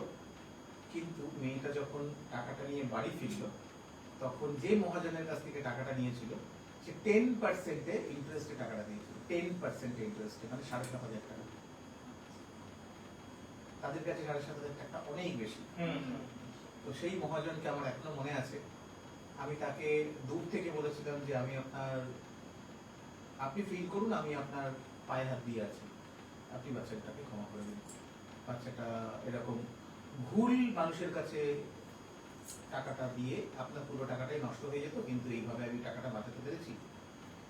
সে যেহেতু সুদে টাকা খাটায়, সে কোনোভাবেই মানবে না। শেষ পর্যন্ত আমি বললাম ওনাদের রিলিজ করে দিন, আমার ফোন নাম্বারটা আপনি রাখুন, আমি আপনার সাথে কথা বলছি। তো আমি তাকে আমার তরফ থেকে, তখন পেটিএম খুব চলতো, আমি তখন আমার টাকা থেকে তাকে পেটিএম করে কিছু একটা ব্যালেন্স দিয়ে অ্যাডজাস্ট করেছিলাম। সেই মেয়েটা ওই 75,000 টাকাটা দিয়ে যে কাজটা করতে এসেছিল, বাই ডিফল্ট মডেলিং ইন্ডাস্ট্রিতে আসার জন্য। এরকম ভাবে প্রচুর মানুষ ফ্রড হয়েছে। বাট ফটোওয়ার্কের মাধ্যমে কেউ কোনো ফ্রড হয়নি। না, ফটোওয়ার্কের মাধ্যমে কেউ কোনো ফ্রড। একটা জায়গায় এসে 50টা মানুষের সাথে যোগাযোগ তৈরি করা। সব থেকে বড় যোগাযোগ হচ্ছে তোমার কাছে তুমি কতজন মানুষের কাছে পৌঁছতে পেরেছো। একটা সিনিয়র ফটোগ্রাফার, সে তোমাকে বলবে তুমি ঠিক এইভাবে দাঁড়াও, এইভাবে পোস্টটা দাও। তুই শিখে গেলি সেটা, তুই সেটা শিখে গেলি। যখন তুই ছবিটা দেখবি, দেখি ছবিটা দেখি, কনফিডেন্স লেভেল হাই। যাই হোক, কল্যাণ গুপ্ত লিখেছে আমার অভিজ্ঞতায় ভালো মডেল হওয়ার প্রধান শর্ত হচ্ছে সেলফ কনফিডেন্স। এটা না থাকলে তুমি যতই সুন্দর হও না কেন এগোনো যাবে না। আর সবসময় পোর্টফোলিও ম্যাটার করে না। ইয়েস দাদা, পোর্টফোলিও ম্যাটার করে না। আর আমাদের বাচ্চারা অনেক বেশি অ্যাডভান্স এখন, অনেক বেশি। একটা 20 বছরের মেয়ে, আমি বিশ্বাস করলাম না 20 বছর বয়স। আমি ওকে যবে থেকে দেখেছি তবে থেকে ওকে একটা ম্যাচিওর মেয়ে দেখেছি। আমি আজ জানতে পারলাম ওর 20 বছর বয়স। এটাই দাদা আমাদের ইন্ডাস্ট্রি। আমাদের ইন্ডাস্ট্রির বাচ্চারা এতটাই অ্যাডভান্স। তোমার সঙ্গে সম্পূর্ণভাবে একমত জয়ন্তদা। কল্যাণ লিখেছে, কল্যাণ গুপ্ত, ভালো ছবি এবং তাতে তোমার proper expression and body language. এই যে বডি ল্যাঙ্গুয়েজটা, এটা আমরাই তাকে শিখিয়ে দেবো। তোমাদের মতো সিনিয়র ফটোগ্রাফাররা বাচ্চাদেরকে শিখিয়ে দেবে, তোমরা করো। যদি আমরা একটা বাচ্চাকে, এই মেয়েটা যে ক্যামেরার সামনে দাঁড়িয়ে জীবনের প্রথম শ্যুটটা করে আজ মডেল হয়েছে, ও সারা জীবন মডেলিং ইন্ডাস্ট্রিকে টাকা রোজগার করবে, যা যা ভালো কাজ করবে, তার 0.01% পুণ্যের ফল সেই ফটোগ্রাফার সারা জীবন পাবে। একদম নিশ্চয়। এটাই ভগবানের ক্যালকুলেশন। এটা আমি আমার 54 বছরের অভিজ্ঞতা দিয়ে বললাম, মানে বয়সের অভিজ্ঞতা দিয়ে, প্রফেশনাল অভিজ্ঞতা না। যাই হোক, অন্যদিকে চলে গেছি কথা। সরি কৌস্তব, অনেক কিছু বলে ফেললাম তোমাকে। এখনো অব্দি তোমার এই ইন্ডাস্ট্রিতে নেগেটিভ ঘটনা বলো। আমি বলবো আমার সাথে ঘটে যাওয়া নেগেটিভ ঘটনা। তো হ্যাঁ, নেগেটিভ ঘটেছিল এবং সেটাকে আমি পজিটিভ করে দিয়েছিলাম। Very good. আমার একটা হঠাৎ করে আমার ফোনে একটা ফোন এসেছিল। আমি কোনো জায়গায় কোনো অ্যাপ্লাই করিনি কাজের জন্য, আমার কাছে একটা ফোন এসেছিল। ফোনে আমাকে বলা হয়েছিল যে একটা সোনার দোকানটার নাম এই মুহূর্তে আমার মনে পড়ছে না, সেনকো গোল্ড অ্যান্ড ডায়মন্ডস, যেটা বাগুইহাটি ব্রাঞ্চ। ওখানে আমাকে একজন মহিলা ফোন করে আমাকে বলেছিল যে আপনার একটা কাজ আছে, আমাদের সেনকো গোল্ড অ্যান্ড ডায়মন্ডস এর গসিপ কালেকশনের উপরে কাজ হবে, ওটা ফাদার্স ডে উপলক্ষে। কি কাজ হবে, কি এক্সপ্রেশন আছে আমার ওখানে, আমার কোনো ডায়লগ আছে কিনা, স্টিল হবে না ভিডিও হবে, আমি কিচ্ছু জানি না। উনিও আমাকে কিছু বলতে পারছেন না, বলছেন যে আপনি শুধু এই জিনিসগুলো নিয়ে আমাদের কাছে চলে আসুন।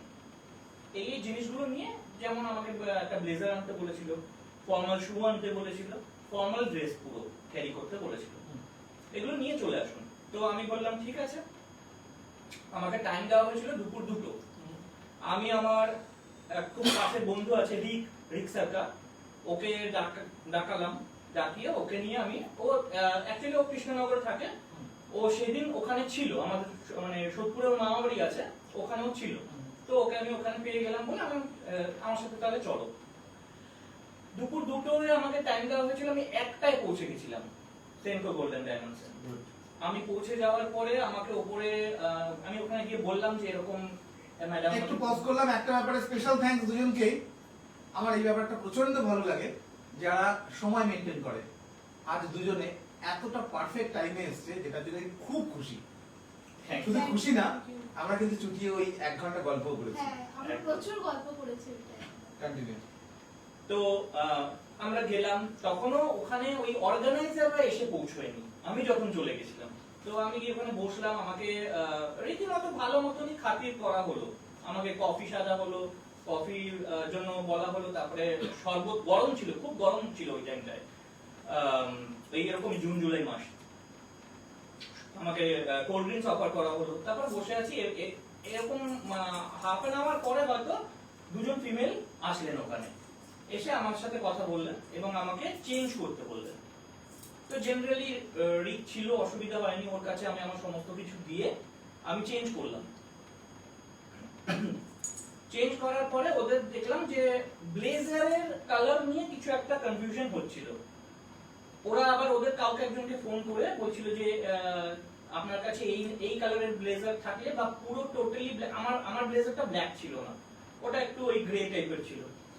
তো ওই যে টোটালি ব্ল্যাক ব্লেজার যদি থাকে তাহলে আপনি একটু পাঠিয়ে দিন, এই ধরনের কথাবার্তা আমি শুনছিলাম। আর আমাকে ভালো করে ওরা ভিডিও কলে কাউকে দেখাচ্ছিল। আমি যখন ড্রেস আপ করে যখন বেরোলাম, আমাকে ভিডিও কলে দেখাচ্ছিল, মানে আমাকে বলছিল আপনি সামনে ঘুরুন, আপনি একটু সাইড পোস্ট দিন, এই ধরনের ব্যাপার হচ্ছিল। তো আমি ভাবলাম ঠিক আছে, কাজ হবে। এবার ওদের একজন লিডার টাইপের কেউ একজন ম্যাডাম আসলেন। তারপরে আসার পরে উনি ওই দিন আরেকটা কথা বলতে ভুলে গেছিলাম, আমি একটা কাজ ওই দিন আরেকটা পেয়েছিলাম, সেটা আমি ক্যান্সেল, যেহেতু এদের সাথে আমার আগে কথা হয়ে গেছিল, আমি ওটাকে ক্যান্সেল করে ওখানে গেছিলাম। আমাকে বলা হয়েছিল 4000 পেমেন্ট করা হবে। তো ভাবলাম ঠিক আছে, চলো, ভালো কাজ আছে, সেনকো গোল্ডেন ডায়মন্ডস এর একটা ব্র্যান্ডেড কাজ। তো ওখানে যখন আমি তারপর যখন ওদের আরেকজন ম্যাডাম আসলেন, তিনি এসে তখন আমাকে কোনো কথাই বলেননি, আমার সাথে তার কোনো কথাই হয়নি। উনি দেখলাম একজন বয়স্ক ভদ্রলোককে নিয়ে আসলেন, একজন বয়স্ক ভদ্রলোক। জেনারেলি এটা আমার একটা কনফিউশন ছিল প্রথম থেকে, যে ফাদার্স ডে কোনো কিছু শুট হবে, সেখানে ওরা মানে একটু তো ফাদার লুকের হতে হবে, একটা অতটা ইয়াং মডেলও তো ওখানে চলবে না হয়তো, জানি না কি শুট করছে কি বৃত্তান্ত, আমি তো কিছুই জানি না। দেন আমি যখন দেখলাম যে উনি আমাকে দেখলেন, দেখার পরে উনি একটা এজেড পার্সনকে নিয়ে আসলেন, নিয়ে এসে উনি যে এজেড পার্সনকে নিয়ে আসলেন তিনি আবার ওখানেরই কোনো একটা স্টাফ, ওই দোকানের হ্যাঁ স্টাফ। তো নিয়ে আসার পরে উনি ওনার সাথে কথা বললেন এবং আমি শুনতে পাচ্ছি উনি বলছেন যে আপনাকে কিছু করতে হবে না, আপনি শুধু একটু হেঁটে বেরিয়ে যাবেন, এরকম এরকম একটু পোজ দেবেন, একটু পিছন ফিরে তাকাবেন, এইটুকুই। তো ওই লোকটিও বললেন আচ্ছা ঠিক আছে। তা আমি ভাবলাম যে কি জানি হয়তো আমার সাথে ওনাকে কাজ করতে হবে বা হোয়াট এভার কিছু একটা। এবার যারা যে দুজন মহিলা প্রথম ঢুকেছিলেন তারা হঠাৎ করে, তখন বাজে সন্ধ্যে 5:30, 5:30টার সময় এসে, আমি 1টায় পৌঁছে গেছি, 1টা থেকে আমি 5:30টার সময় আমাকে বলছে আপনি আজকে চলে যান, আমাদের শুটটা ক্যান্সেল হয়ে গেছে, আমাদের শুটটা ক্যান্সেল হয়ে গেছে। তো আমি ভাবলাম যে ক্যান্সেল হয়ে গেছে, শুট ক্যান্সেল হয়ে গেছে, তো আমাকে তো ওই ম্যাডাম তো কোনো কথাই বললেন না আমার সঙ্গে। উনি তখন আমি বললাম যে আপনাদের যে আমাকে দেখে, আমার প্রোফাইল দেখে, আমার ছবি দেখে আমাকে সিলেক্ট করেছিলেন তিনি কোথায়, তাকে ফোন করুন। কেন তার মানে তিনি তাহলে না বুঝে সিলেকশনটা করে ফেলেছিলেন যে একজন এজেন্ট দরকার, যেখানে আমি দেখলাম মানে ওই ভদ্রলোকের পুরো মানে কাঁচা পাকা চুল, তাহলে আমাকে ওখানে সিলেকশন করারই দরকার ছিল না, আমি একটা অন্য কাজ ছেড়ে আমি এখানে এসেছি। দেন আমাকে বলছে না ওটা কিছু করা যাবে না এখন, ওনাকেও আপনি এখন ফোনে পাবেন না, আপনি চলে যান। আর তখন আমি বললাম ঠিক আছে, আমার তো 4,000 টাকা পেমেন্ট পাওয়ার কথা ছিল, আপনি আমাকে পেমেন্টটা করে দিন, আমি চলে যাচ্ছি। তখন বলছে যে না পেমেন্ট কি করে করবো, আপনি তো কাজ করেননি। আমি যে কাজ করিনি, আমি তো এখানে 1টা থেকে এসে এখন 5:30 বাজে। তখন বলছে আপনি চলে যান, আমি আপনাকে পেমেন্ট করে দেবো। এমনিতেও তো আপনি আজকে পেমেন্টটা পেতেন না, আমাদের পেমেন্ট হতে হতে মোটামুটি 72 ঘন্টা লাগে। তুমি একটু আগে অ্যান্ড্রয়েডের কথাটা বললে যে আমাদের এখন ছেলেমেয়েরা খুব স্মার্ট, আমাদের অ্যান্ড্রয়েড আছে। আমি সঙ্গে সঙ্গে ভিডিও ক্যামেরাটা অন করে বললাম এবার যা বলার বলুন, সঙ্গে সঙ্গে উনি চলে গেলেন ওখান থেকে, উনি আর দাঁড়ালেনই না। কিছুক্ষণ পরে যেই ভদ্র মহিলা আমাকে কন্ট্যাক্ট করেছিলেন তিনি আমাকে ফোন করলেন, ফোন করে আমাকে বলছেন যে আপনি এগুলো কেন করছেন, ভিডিও কেন করছেন, আপনার এরকম তো কোনো কথা ছিল না। আমি বলছি এরকম তো কোনো কথা আমারও ছিল না যে আমি এসে বসে থেকে চলে যাব এক কাপ কফি খেয়ে। তো দেন উনি আবার আসলেন, উনি খালি ভালো করে দেখছিলেন, একটা জিনিস নোটিস করছিলাম, উনি খালি আমার ক্যামেরাটা থেকে মুখ আড়াল করছিলেন। তো তখন কি হলো, ওনার দুজন এসেছিলেন, দুজনের মধ্যে একজন আমাকে বললেন যে আমি আপনাকে পেমেন্ট করে দিচ্ছি, কিন্তু আপনাকে ভিডিওগুলো ডিলিট করতে হবে। আমি বলছি পেমেন্ট পেয়ে গেলে আমি কেন ভিডিওগুলো রেখে আমার মেমোরি ভরিয়ে রেখে, আমার তো কোনো লাভ নেই। তো উনি আমাকে তখন ফোন পেতে পেমেন্ট করলেন, তারপরে আমি ভিডিও ডিলিট করলাম, তারপরে আমি ওখানে স্পট ছাড়লাম। সেদিনকে তোমার বাড়িতে এসে মাটন খাওয়া উচিত ছিল। তো এটাই হচ্ছে, যেহেতু নেগেটিভ এক্সপেরিয়েন্স তুমি শেয়ার করতে বললে, নেগেটিভটাকে আমি পজিটিভ কিভাবে করেছিলাম সেটাই আমি বললাম। এই যে নেগেটিভ পজিটিভের গল্প বলছো, এই গল্প থেকে তুমি পেয়েছো কি বলো, স্পেশাল কি পেয়েছো এই গল্প থেকে? এই গল্প থেকে স্পেশাল 4,000 টাকা পেয়েছি। 4,000 টাকা তো পেয়েছো, তোমরা তো খাটনি পরিশ্রম টাকা পেয়েছো। সব থেকে বড় জিনিস যেটা তুমি পেয়েছো অভিজ্ঞতা। অভিজ্ঞতা অবশ্যই সব থেকে বড় জিনিস যেটা পেয়ে গেছো অভিজ্ঞতা। যে কোনো নেগেটিভ কিছুর মধ্যে থেকে সব থেকে বড় জিনিস যেটা খুঁজে বার করা যায় সেটা হলো অভিজ্ঞতা। যেটা আমাদের জীবনে ঘটে একবার নেগেটিভ, সেই নেগেটিভ চক্করে কিন্তু আর আমরা পড়ি না, তার ধারে কাছেও যাই না কিন্তু। এবং সেরকম সিচুয়েশন এলেই সঙ্গে সঙ্গে আমাদের মাথার মধ্যে ঘুরতে থাকে ভাই ওটা হয়েছিল। সুতরাং এটাও কিন্তু ভগবানের দেয়া একটা অনেক বড় শিক্ষা। একদমই তাই। তবে একটা জিনিস কি বলতো, আমি যেহেতু ছোটবেলা থেকে একটু সিনেমা সিরিয়াল খুব দেখতে পছন্দ মানে ভালোবাসতাম। সিরিয়াল, অনেকে বলে সিরিয়াল নাকি শুধু মেয়েরাই দেখে, বাট আমি সেরকম ছিলাম না। আমি ছোটবেলায় মানে যখন আমি ছোট ছিলাম তখন আমাকে রীতিমতো পড়তে বসার টাইমে সিরিয়ালগুলো সব পর পর হতো, আর ওই টাইমে আমার মনটা ওই দিকেই থাকতো। যার জন্য আমার দিদি কি বলতো যে মা ওকে ছেড়ে দাও, ওকে সিরিয়ালটা দেখে নিতে দাও, না হলে ওর ওইখানেই মাথা থাকবে, পড়াটা কিন্তু কিছুই বুঝবে না। তো সুতরাং ওকে পড়তে দিও, পরে ও পরে পড়ে নেবে।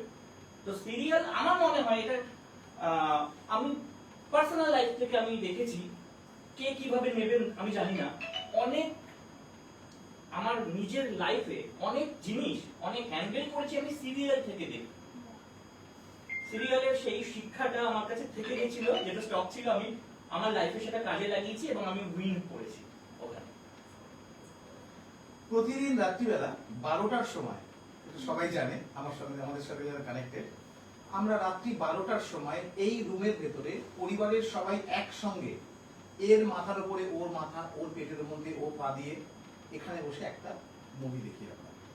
আচ্ছা, সিরিজ দেখি, যেমন এখন আনদেখি দেখছি আমরা, আনদেখি অ্যামাজনে মনে হয় আছে আনদেখি। তো এই যে 1 ঘন্টা করে এক একটা এপিসোড, মোটামুটি কখনো একটা কখনো দুটো দেখি। এগুলো থেকে প্রচুর কিছু শেখা যায়। হ্যাঁ একদম একদম, প্রচুর ওদের কিছু যে শেখা। ডায়লগস, প্রচুর ওদের যে কথার থ্রো, ওদের যে কথার আটো সাটো ব্যাপার আমরা আমরা রিপিট করে দেখি। ভাই এই বাবা বাবা বাবা আরেকবার পেছো পেছো পেছো পেছো পেছো দেখতে এই কথাটা কি বললো। ভাই ভাব, কারাই চিত্রনাট্যগুলো লেখে, কোন লেভেলের ইন্টেলিজেন্সে থাকলে এরকম সুন্দর সুন্দর কথা লেখা যায়। প্রত্যেকটা জিনিস থেকে শেখা আছে। একদম একদম। প্রত্যেকটা জিনিস থেকে শেখা আছে। একটা মেয়ে যখন দেখে নেয় যে যে সিরিয়ালে দেখাচ্ছে শাশুড়িরা গেলেই আমাদেরকে জাতা করে পিসবে, সেও সেরকম ভাবেই তৈরি হয়ে যায়। সেও সেরকম ভাবেই তৈরি হয়ে যায়। শাশুড়িকে বলে, শোনো মা, সিরিয়াল তুমিও দেখেছো, সিরিয়াল আমিও দেখেছি, সুতরাং গল্প কিন্তু বলে চলবে না, তাই তো? একদম। হ্যাঁ, এই জন্য প্রত্যেকটা ফ্যামিলিতে বাচ্চাদেরও মানে কিছু দেখানো উচিত। টিভিটা খুব দরকার, TV, television, serial, series, movie দেখানোটা দরকার। এই যে যখনই আমি খুব মানসিকভাবে একটু ভেঙে ভেঙে পড়ি, আমি তো সবাইকে ইন্সপায়ার করি, নিজেও তো কোনো ফিলিং ডাউন হয়, হ্যাঁ হ্যাঁ, তখন এই যে ধোনি, তারপরে পাঠান, এই সরি ওই যে আমির খানের যে কুস্তির উপরে যে সিনেমাটা দাঙ্গল, আমার এই সমস্ত সিনেমাগুলো আমি দেখতে বসে যাবো। যে কোনো একটা সিনেমা দেখতে বসে যাবো, সিনেমাটা দেখলেই কেন মনে বেঁধে একটা চাম চলে আসে। হ্যাঁ হ্যাঁ হ্যাঁ, চাম চলে আসে, এমন চাম চলে এসেছে। একটা গাড়ির সিনেমা দেখেছিলাম, এতবার খেয়ে গেছি যে দিল্লি চলে গেছি গাড়ি নিয়ে। আগের বছর জুন মাসে হ্যাঁ, তুমি গেছিলে তো। 1500 কিলোমিটার দিল্লি, এখান থেকে গাড়ি চালিয়ে চলে গেলাম 1500 কিলোমিটার। চাম চলে আসে। সুতরাং যে কোনো জিনিস থেকে ভালোটা নিতে হবে ভাই, একদম একদম, ভালোটা নিতে হবে। খারাপ নেওয়ার জন্য তো অনেক কিছু আছে, হ্যাঁ। ভালোটা নিতে হবে। তবে আমি একটা জিনিস সাজেস্ট করবো সবাইকেই, বিশেষ করে শালিনীকে, সবাইকেই করছি, মন খারাপ তো হবেই। মন খারাপ হলে কখনো স্যাড সং শুনবে না। হ্যাঁ, ম্যাশআপ শোনো, ম্যাশআপ। হ্যাঁ, তখন ম্যাশআপ শোনো। একদম। স্যাড সং শুনলে আর তুমি নতুন ওই নতুন ভেতরে গান। আরো দালদালের মতন ঢুকে যেতে থাকবে। একদম। মুভি দেখো, জোরে গান শোনো, হ্যাঁ, আর তার আগে আমি যেটা সবাইকে টোটকা মারি, জল খেয়ে নাও খানিকটা। হ্যাঁ, চলো, ঢপ ঢপ ঢপ ঢপ ঢপ করে এই জল কথা খেয়ে আমি জল খাবো। জল খা। আমি সব সময় সবাইকে এই জলের ব্যাপারটাই বলি। আমি আগামী মাসের 1 তারিখ থেকে যত যত ইভেন্টে যাব, সমস্ত ইভেন্টে এখন আমি সামান্য কিছু নিয়ে যাই, হয়তো কারোর জন্য কোল্ড ড্রিঙ্কস নিয়ে যাই, কারোর জন্য কখনো আইসক্রিম নিয়ে যাই, কখনো হালকা ফুলকা কেক ফেক তুমি নিয়ে যাই, even আমাদের ইভেন্টেও জল নিয়ে এসেছিলে। তাই না? হ্যাঁ, মনে নেই আমার তো, সব জায়গায় নিয়ে যাই। আচ্ছা, কিছু নিয়ে যাওয়ার কথাটা আমার একটা জিনিস মনে পড়লো। আমি তোমার জন্য কিছু একটা এনেছি, আমার আর শালিনীর পক্ষ থেকে। এটা তোমার জন্য। Thank you very much, thank you. Shalini পড়িয়েই দে, পড়িয়ে দিস, হাতে ধরে দুটো আছে একসাথে দিয়ে যাবে। এবার আমার ইচ্ছা 1 তারিখের পর থেকে আমি বড়বাজারে গিয়ে অর্ডার করে এসেছি, বড় একটা বাল্ব করে এসেছি। সেটা হলো এবার থেকে আমি কোনো ইভেন্টে গেলে আর ওই ইয়ে নিয়ে যাব না, আর ওই কি বলে ওটাকে, আইসক্রিম আর কোল্ড ড্রিঙ্কস নিয়ে যাব না। এবার আমি সবার জন্য একটা করে জলের বোতল নিয়ে যাবো। ওয়াও, 4টে হয়ে গেছে। সবাই আমাকে দেখে এখন অ্যাস্ট্রোলজার ফাস্ট্রোলজারই ভাবছে। নদীবান যাবি, তবে এখন সবার হাতে। হ্যাঁ সবার হাতে। আরে সেদিনকে একটা আমি তো ক্লাব পার্টি অর্গানাইজ করি, হয়তো জানো। সেদিনকে ক্লাব পার্টির একটা ক্লাবে মিটিং করতে গেছি, ওয়ান ইট কমিউনিটিতে মিটিং করতে গেছি। গিয়ে দেখলাম BMW থেকে নামলো, আমার পাশেই বসেছিল, তার হাতেও দেখলাম অনেকগুলো পড়া রয়েছে। মনে মনে ভাবলাম না, ঠিক আছে, ওই অবধি যেতে পারবো এগুলো পরে। যাই হোক, এবার আমি সবাইকে ওই জলের বোতলটা দেবো। আর ওই জলের বোতলটা এমন, ওটা থেকে যাবে, হ্যাঁ ওটা থেকে যাবে। ওটা এমনই একটা জলের বোতল যেটা 2 লিটারের একটা বোতল, খুব সুন্দর গায়ের মধ্যে মেসেজ দেওয়া আছে কোন জল, কতটা জল খেলে তোমার জীবনে তোমার শারীরিকভাবে তুমি কতটা ভালো থাকবে। আচ্ছা, ওইরকম একটা বটল আমি নিজে কিনেছি মোটিভেটেড থাকার জন্য, জল খাওয়ার জন্য। ছাস তো হ্যাঁ। ওই জলটা আমি ওই চলে বোতলটা যাবে, আমি যেখানে যাবে ওখানে আরেকটা ডিসেম্বর বোতল জানুয়ারি নিয়ে অবধি সবাইকে গিফট করেছি কফি উইথ জেট দিয়ে, যেমন আমি কাপ দিই একটা, তো সেরকম ভাবে ওটা আমি গিফট করতাম, কিন্তু আমার ভেন্ডারের গন্ডগোলের জন্য দিতে পারিনি এই কদিন। আবার আমি সবাইকে এবারে আমি দুটো দেবো না, এক একটা ইভেন্টে গেলে তো 60-70 জন মোটামুটি থাকে, হ্যাঁ, সবাইকে দেবো যাতে তাড়াতাড়ি আমাদের ইন্ডাস্ট্রির সমস্ত ছেলে মেয়েরা জলের হ্যাবিচুয়েশন হয়, হ্যাঁ। জলের হ্যাবিচুয়েশন হয়। আমি সবাইকে যেখানেই যাই, আমি 2 মিনিট সুযোগ পেলেই সবাইকে বলি বাবা জল খা, হ্যাঁ, প্রচুর করে জল এইটা খা। সবাইকে বলো। ঠিক আছে, জল খেলে মানুষের মধ্যে যে এনার্জি তৈরি হয়, মানে সেটা আমি নিজে নিজে পাই বলে সেই এনার্জিটা পাই বলে আমি একদম, সবাইকে হয়তো হ্যাঁ। জ্ঞানটা দিই। আমাদের বাড়িতে আমার ছেলে মেয়ে, আমার মিসেস, আমি, আমাদের সবার রাজি এটা যে আমরা পাগলের মতো জল খাই, আর জল না খেয়ে থাকতেও পারি না, জলের হ্যাবিটটা এখন একটা হ্যাঁ, অভ্যাস হয়ে জল গেছে। খেতে খেতে অভ্যেস অভ্যেস হয়ে হয়ে গেছে। যাই হোক, এবার শালিনী ফিউচার প্ল্যান বল, মানে মানে আগামী দিনে তুই এই প্রফেশনেই থাকতে চাস না ওর সাথে অ্যাস্ট্রোলজার হয়ে যেতে চাস?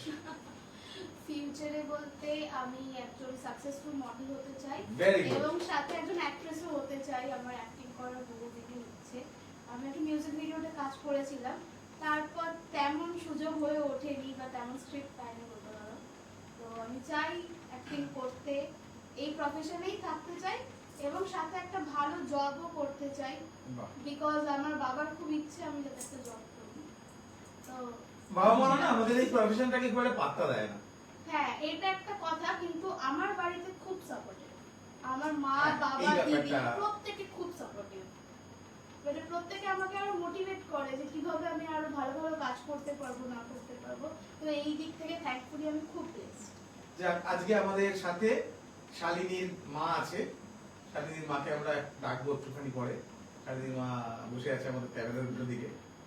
শালিনীর মা, এই তো মা জোরে কথা বলতে পারে তো? হ্যাঁ। কারণ আমাদের কিন্তু মাইক কাজ করছে না, ওই মাইকটাই ধরছে। পারবে পারবে।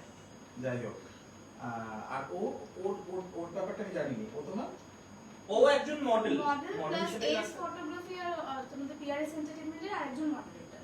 ভেরি গুড, সেই পরিচয়টা তো করাবে কি।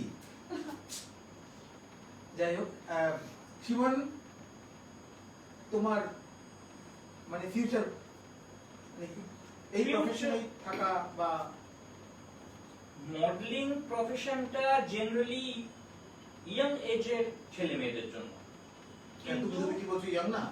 না, আমার তো বয়স হবে, সুন্দর, লম্বা, সুন্দর চেহারা। এজ হবে। এজ তো হবেই, তো হ্যাঁ। এক্স তো সে প্রত্যেকের তো হচ্ছে। সেটাই। তো জেনারেলি অ্যাক্টিং প্রফেশন যেটা আছে সেখানে কিন্তু সব রকম এজের মানুষ আসা যাওয়া করে। আমার শুরুটা অ্যাকচুয়ালি হয়েছিল অ্যাক্টিং থেকেই। আমি আমাদের খড়দায় একটা সংকেত বলে একটা থিয়েটার গ্রুপ ছিল, আমি ওখানে, তখন আমার 14 বছর বয়স, আমি তখন ওখানে জয়েন করেছিলাম। সংকেতের পর আমি বিন্দাচলেও কাজ করেছি অনেক বছর, কিন্তু অ্যাক্টিং এ ওই যে বললাম সেরকম ভাবে কিছু আর করা হয়নি। এখন এই প্রফেশনে আছি, মডেলদের সাথে ওঠা বসা করছি। পরবর্তীকালে ফিউচার প্ল্যানিং যদি বলতে চাও, অ্যাস্ট্রোলজিটাকে তো ছাড়তে পারবো না, কেননা এটা আমার একদম মানে নেশা হয়ে গেছে। নেশা হয়ে গেছে, কোষে কোষে ঢুকে গেছে একদম। এটা আমি ছাড়তে পারবো না। আর এটা আমার মনে হয় একটু এজ হলে বেশি ইনকামটা আসবে। তো প্রশংসা করতে পারলে, অ্যাস্ট্রোলজিতে প্রশংসা করতে পারলে সব থেকে বেশি পয়সা আসে। তো আপনার সামনে দারুণ সময় আসছে, হ্যাঁ। বাস। তাই খুশি। না না, আমার যে গুরুজি আছেন ওনার মানে স্ট্রিক্টলি ইনস্ট্রাকশন আছে যে যেটা দেখবে সেটাই বলবে, খারাপ কিছু দেখলে সেটা একটু চেপে যাবে। আচ্ছা, আমি এইটাই এই তো ঘাটটাতে বলছি, এইটাই তো দাঁড়িয়ে বলছি। যাই। শিবদা আজ অব্দি যেগুলো যেগুলো প্রেডিক্ট করেছে প্রত্যেকটা মিলে গেছে। মানে আমি এই দিক দিয়ে মানে শিবদাকে আমি শিবন্দা আমি না এই প্রবলেমে পড়েছি, তুমি দেখো না এটা কি হবে। শিবন্দা তোরা বলে আমি দিল তোকে যে এই এটা চশমাটার হবে। ব্যাপারেই বলেনি যে চশমাটা তোকে পরে খুব ভালো লাগবে। চশমাটা আমি নিজেই দোকানে গিয়ে বললাম 2-3টে ফ্রেম সাজিয়ে দিল, কেননা আমার মাথা অলরেডি ঘেটেছিল। আর আমি এটাই নেবো, আমি আর অন্য কিচ্ছু নেবো না। না, চশমা দোকানের লোকেরা তো বড় ফ্রেম নিতে চায় না, কারণ কাঁচের দামটা অনেক নিতে বেড়ে চাই যায়। না, বাট আমি বললাম না আমি এটাই নেবো। আর আমার ফিউচারে আরেকটা প্ল্যানও আছে, আমার বাবার বিজনেস আছে, বাহ। তো আমার সেটাও দেখার ইচ্ছে আছে, দেখা যাক Very good. ভবিষ্যতে কি করতে পারি। সব বাবা মারা এটা চায় যে আমার যে ব্যবসাটা, সেই ব্যবসাটা আমার ছেলেমেয়েরা এগিয়ে নিয়ে যাবে। হ্যাঁ, খুব ম্যাক্সিমাম ছেলেমেয়েরাই সেটার মধ্যে খুব একটা ঢুকতে চায় না, তারা নতুন বাট আমার বিজনেসের প্রতি মানে ছোট থেকে একটা ঝোঁকও আছে। ভেরি গুড, বাহ। আমার ছেলে মেয়ে দুজনেই তো, আমি চাইছি ওরা একটু কিছু মানে চাকরি বাকরি করুক, আমার ছেলে মেয়ে দুজনেই ব্যবসা করবে, দুজনেই ব্যবসা করবে। হ্যাঁ, আমার বাবারও ইচ্ছা আমি যাতে বিজনেসটা না করে এখন চাকরিটাই করি, বাট আমার একটু বিজনেসটার প্রতি আর সবাই চাকরি করার জন্য জন্মায় না। হ্যাঁ। চাকরি করার জন্য যে মাইন্ড লাগে সেটা আবার সবার কাছে থাকে। সবার হ্যাঁ। থাকে না। অনেকে আসেই রুল করতে, হুম। তারপরে কিন্তু আবার অক্টোবর, হ্যাঁ, তাই তো? আরেকটা জিনিস আমি বলবো, চাকরির ক্ষেত্রে অনেকের একটা সমস্যা হয়, ওই যে একটু অয়েল পলিশ করে চলাটা না অনেকের পক্ষে সম্ভব হয় না, যেটা আমার পক্ষেও সম্ভব হয়নি। আমিও আগে চাকরি করতাম, তো ওটা আমার পক্ষে সম্ভব ছিল না। আর আমি কোনোদিনও না মানে ওখানে একটা জব স্যাটিসফ্যাকশন বলে যে ব্যাপারটা, ওটা আমি পাইনি। আর আমি জানতাম আমি যত ভালো জায়গাতেই যাই না কেন আমি এই স্যাটিসফ্যাকশনটা পাবো না, তো যার জন্য তারপর আমি ছেড়ে দিয়েছিলাম। তো আমার অনেকে ভাবতে পারে যে অ্যাস্ট্রোলজি তার সাথে মডেলিং বা অ্যাক্টিং এটা তো মানে শিক্ষার এপিট আর ওপিট, কিন্তু আমার কাছে যেটা ছিল, আমার কাছে মানে ছোটবেলা থেকে না আমার মধ্যে একটা ইয়ে ছিল যে আমি এমন কিছু করব যাতে আমাকে লোকে চিনবে, আমাকে লোকে জানবে, Good. এবং আমি যখন থাকবো না, আমি যখন চলে যাব এই পৃথিবী ছেড়ে, তখন আমাকে লোকে মনে রাখবে। তো সেই রকম কিছু করার তাগিদেই আমার হয়তো এই প্রফেশনে আসা, যে যদি 10টা মানুষের উপকার করে আচ্ছা, দিতে পারি। একজন লিখেছে কথা শোনা যাচ্ছে না, একটু জোরে বলো। আচ্ছা, তো এই কারণেই আমার এই প্রফেশনে আসা বা এই প্রফেশনকে চুজ করা। আর তুমি যেটা বললে যে ফিউচার প্ল্যানিং আমার এই দুটোকে নিয়েই থাকার ইচ্ছে আছে। আর যেহেতু অ্যাক্টিং প্রফেশনটা আমাদের একটা এজেড মানুষও করতে পারে, তো ভবিষ্যৎ নিয়ে আমার কোনো চিন্তা নেই, এটা আমরা ভবিষ্যৎ করবো। সিকিউর। একদম সিকিউর। আর আসছে খুব ভালো ভালো প্রজেক্ট আসছে এবার, যেহেতু একটা সরকার চেঞ্জ হওয়ার একটা ব্যাপার ছিল, এইবার প্রচুর ফান্ড আসছে, যে ফান্ডে ওয়েব সিরিজের উপরে প্রচুর ফান্ড আসছে। ওয়েব সিরিজ বাংলা সিনেমার উপরে প্রচুর ফান্ড ইনভেস্টমেন্ট আসছে। সব ঠিকঠাক থাকলে জুন জুলাই এর পর থেকে আমাদের ইন্ডাস্ট্রিতে খুব ভালো কাজ আসছে। এটা আমাদের জন্য একটা খুব গুড নিউজ। যেহেতু আমি সারাটা দিন এইটার উপরেই কাজ করি, প্রচুর মিটিং মিছিল করছি এখন, দেখা যাক ভালো কিছু তো হবেই। ওই যে বললাম, ভালো কিছু করতে গেলে একটু সময় লাগে, একটু সময় লাগে, কিন্তু হবে। কিন্তু হবে। আমাদের চিন্তা ভাবনাটা রাখতে হবে যে হবেই, এই পজিটিভনেসটা যদি থাকে তাহলে কেউ আটকাতে পারবে না, তাহলে হবেই। হবে না ভাই, হতেই হবে। হতেই হবে, হুম, হতেই আমরা হবে। এসেছি মানুষের মাথা চিবোনোর জন্য, মাথা চিবোই। কারণ আমাদের মধ্যে যে গুণটা আছে, সেই গুণটা দেখার জন্যই মানুষ ফোন কিনেছে, মানুষ টিভি কিনেছে, আমাদেরকে দেখাচ্ছে, হ্যাঁ, তাই তো? আমরা হলাম সেই আর্টিস্ট। এবং আমাকে যাতে মানে গুণ সম্বন্ধে যদি বলি, আমাকে কি না শিখিয়েছে আমার মা, আঁকা শিখিয়েছে, ক্যারাটে থেকে শুরু করে নাচ থেকে শুরু করে সব। এটাই বাবা এবং মা। আমি ক্যারাটেতে, হ্যাঁ, এবং যোগাও করেছি। আমি ক্যারাটেতে স্টেট লেভেল এবং ডিস্ট্রিক্ট লেভেল প্লেয়ারও। এখন সম্ভব করা হয় না। ক্লাস 9-10 পর্যন্ত বাবা মারা তার ছেলে মেয়েকে সবকিছু শিখিয়ে দেন। 10 পর্যন্ত সব শিখেছি। তারপরে 10 এর পর তাও আমি করতাম হয়তো, কিন্তু লকডাউনটা হয়ে গেল, বাস সব। তারপর যে বন্ধ হলো, তারপর আমিও মডেলিং ক্যারিয়ারের দিকে এগিয়ে এলাম, তো হলো না। অঙ্কুর ব্যানার্জি, হ্যালো ক্যাপ্টেন, হ্যালো অঙ্কুর। অভিষেক লিখেছে কথা শোনা যাচ্ছে না ভাই, আমাদের মাইক কাজ করছে না, মাইকের যে ডিভাইসটা জানি না কি প্রবলেম হয়েছে, আমাদের অরিজিনাল যে মাইকটা সেটা আজকে আমাদেরকে দেওয়ার কথা ছিল, কিন্তু আজকে যেহেতু বকরি ঈদের জন্য পুরো মার্কেট বন্ধ। যাই হোক, একটা অডিও ক্লিয়ারেন্স হচ্ছে, একটা অডিও প্রবলেম হচ্ছে। যাই হোক, কত থেকে 1 ঘন্টা হয়ে গেল বাবা, 1 হ্যাঁ। ঘন্টা 15 মিনিট 12 মিনিট হয়ে গেছে। যাই হোক, আমাদের কাজটাই এটা যে আমাদেরকে ভালো কিছু করতে হবে, সবার জন্য ভালো কিছু করতে হবে। আগের দিনের লাইভটায় দেখেছিস কিনা জানি না, সোনালির লাইভটায় আমি একটা কথা বলেছিলাম, যেটা আমরা না দিনের শেষে হুম। একটা ডায়েরি মেনটেন করি, যে হুম। ডায়েরিতে হ্যাঁ। একটা ওয়ার্ড লিখবো, আজ আমরা সারাদিন ভালো কি করেছি। দেখবি খারাপ করার প্রবণতাটা কমে আসে। কমে যাবে। আচ্ছা, এই সবের মাঝখানে আমাদের দুজনের একটা তোমার জন্য কোয়েশ্চেন, তুমি এতটা পজিটিভ কিভাবে থাকো এবং এতটা পজিটিভিটি তুমি কিভাবে ছড়িয়ে দাও সবার মানে আমাদের মধ্যে? কালকে শালিনী, শনিবার দিন যে লাইভে আসবে শালিনী, ও এক শালিনী একটা শুট করছিল কালকে, সেই শুটে আমি স্পেশাল গেস্ট হিসেবে গেছি। তো ও শুটটা করার পর যখন বেরিয়ে আসছে, তো এটা আমার একটা জানি না নেগেটিভ বা পজিটিভ, আমি যেখান থেকেই বেরিয়ে আসি সেখানকার জায়গাটাকে পরিষ্কার করে দিয়ে আসি। আমি কিন্তু এটা মনে করি না যে আমি এখানে স্পেশাল গেস্ট হিসেবে এসেছি। তো খাটের ওপরে এতটা গোলাপ ফুলের পাপড়ি ছড়ানো ছিল, মাটিতে এতটা পাপড়ি পড়েছিল। তা আমি কি করলাম, দুটো পাপড়িকেই যখন প্লাস্টিকের মধ্যে তুলে নিয়েছি, তখন শালিনী, দাদা কি করছো তুমি এগুলো করছো কেন? আমি করতে যাই, তারপরে বলছি এই পাপড়িটা বাড়িতে নিয়ে যা, জলের মধ্যে ভিজিয়ে ওই জলটা দিয়ে স্নান করবি। হ্যাঁ, এবং খুব সুন্দর লাগে, তারপর গাটা ফ্রেশ লাগে। যে জিনিসটা ওরা ফেলে চলে আসছিল, যে জিনিসটা ডাস্টবিনে ফেলে দেওয়া হচ্ছিল, সেই জিনিসটাকেই আমি ওকে কাজে লাগিয়ে দিলাম। বেস্টটাই বেস্ট হয়ে দাঁড়ালো। এটাই হচ্ছে সাবজেক্ট। আমার কাছে আছেই এই কটা গোলাপ ফুলের পাপড়ি, সেটা শুকনো, অতি শুকনো। তো আমাকে যদি তুই যা খুশি নেগেটিভ দে, আমার তোকে দেওয়ার জন্য কি আছে? ওই কটা পাপড়ি আছে, নেগেটিভ দেবো করতে আমার কাছে নেই। যদি হ্যাঁ সেটাই। আমার কাছে নেই, আমার কাছে এই কটা পাপড়ি আছে, তাও শুকিয়ে ছোট হয়ে যাচ্ছে, সেটাকেই ছুঁড়ে মারি।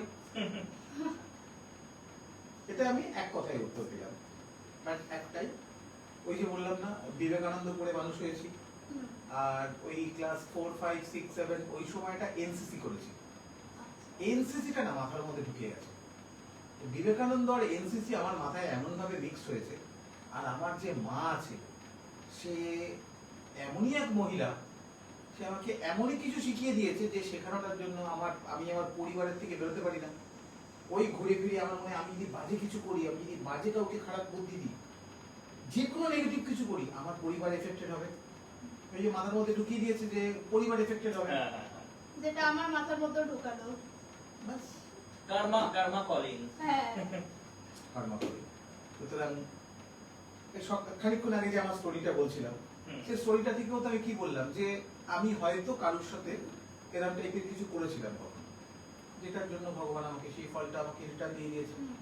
তো সেই ফলটা রিটার্ন দেওয়ার পরে সেই মানুষটা যেটুকু গন্ডগোলের ছিল, আর সে গন্ডগোল করতে পারবে? না। এখান থেকেই তো আমরা শিক্ষা নিই। খারাপটা থেকেও ভালোটা বেছে নিতে হবে। তাই তো? একদম। যাই হোক, পূজা ভট্টাচার্য লিখেছে হাই পূজা। ও পূজাও তো লাইভ করে গেছে, সোমা বুটিকদের সাথে লাইভ করে গেছে পূজা। যাই হোক, এখানে আসার আগে, হ্যাঁ, লাইভে বসার আগে তো আমরা লাইভ দেখেছি, সেটা আগে মনে হয় ভয় বা নেগেটিভিটি এসব কিছু মনের মধ্যে ছিল? কোনো দিনই না। না। কারণ আমি তোমার সাথে যতবারই দেখা হয়েছে, আমি এতটা পজিটিভ ভাইবস নিয়ে বাড়ি ফিরেছি, তো তারপর আমার মনেই হয়নি যে আমি নেগেটিভ কিছু মানে হবে ওখানে গিয়ে, বা নেগেটিভ ফিল হবে, কিছু না। আর সবথেকে বড় কথা, আমরা তো এখানে আগেও এসেছি, তোমার সাথে একটা আলাদা সম্পর্ক। দুর্গাপুজো। হ্যাঁ, তো সেখানে দাঁড়িয়ে ওইরকম কিছু চিন্তা ভাবনাই ছিল না। আমরা এসেছি একটা আড্ডা মারতে, ইয়েস, এটাই আমরা চিন্তা ভাবনা করে এসেছিলাম, মাইন্ডে অন্য কিছু ছিল না। কোনোদিনই ছিল না। হ্যাঁ, তবে একটা ছিল যে না, জেডিদার লাইভে আমরা যাচ্ছি, এটা একটা আমাদের কাছে স্পেশাল ব্যাপার তো ছিল special ব্যাপার আমাদের ছিল। দুজনের মধ্যে। ভবিষ্যতে তোর ক্ষেত্রে বলছি, যেই যদি অ্যাস্ট্রোলজি করিস, তুই যদি একটা পডকাস্টিং শুরু করিস, লাইভ পডকাস্টিং করিস, সেক্ষেত্রে আমি তোকে পুরো হেল্প করতে পারি। আচ্ছা। তোর স্টুডিও সাজিয়ে দেওয়া থেকে শুরু করে তোকে মাইক দেওয়া থেকে আরম্ভ করে এই সরি তুই বলছিস সরি সরি সরি না না ঠিক আছে ঠিক আছে।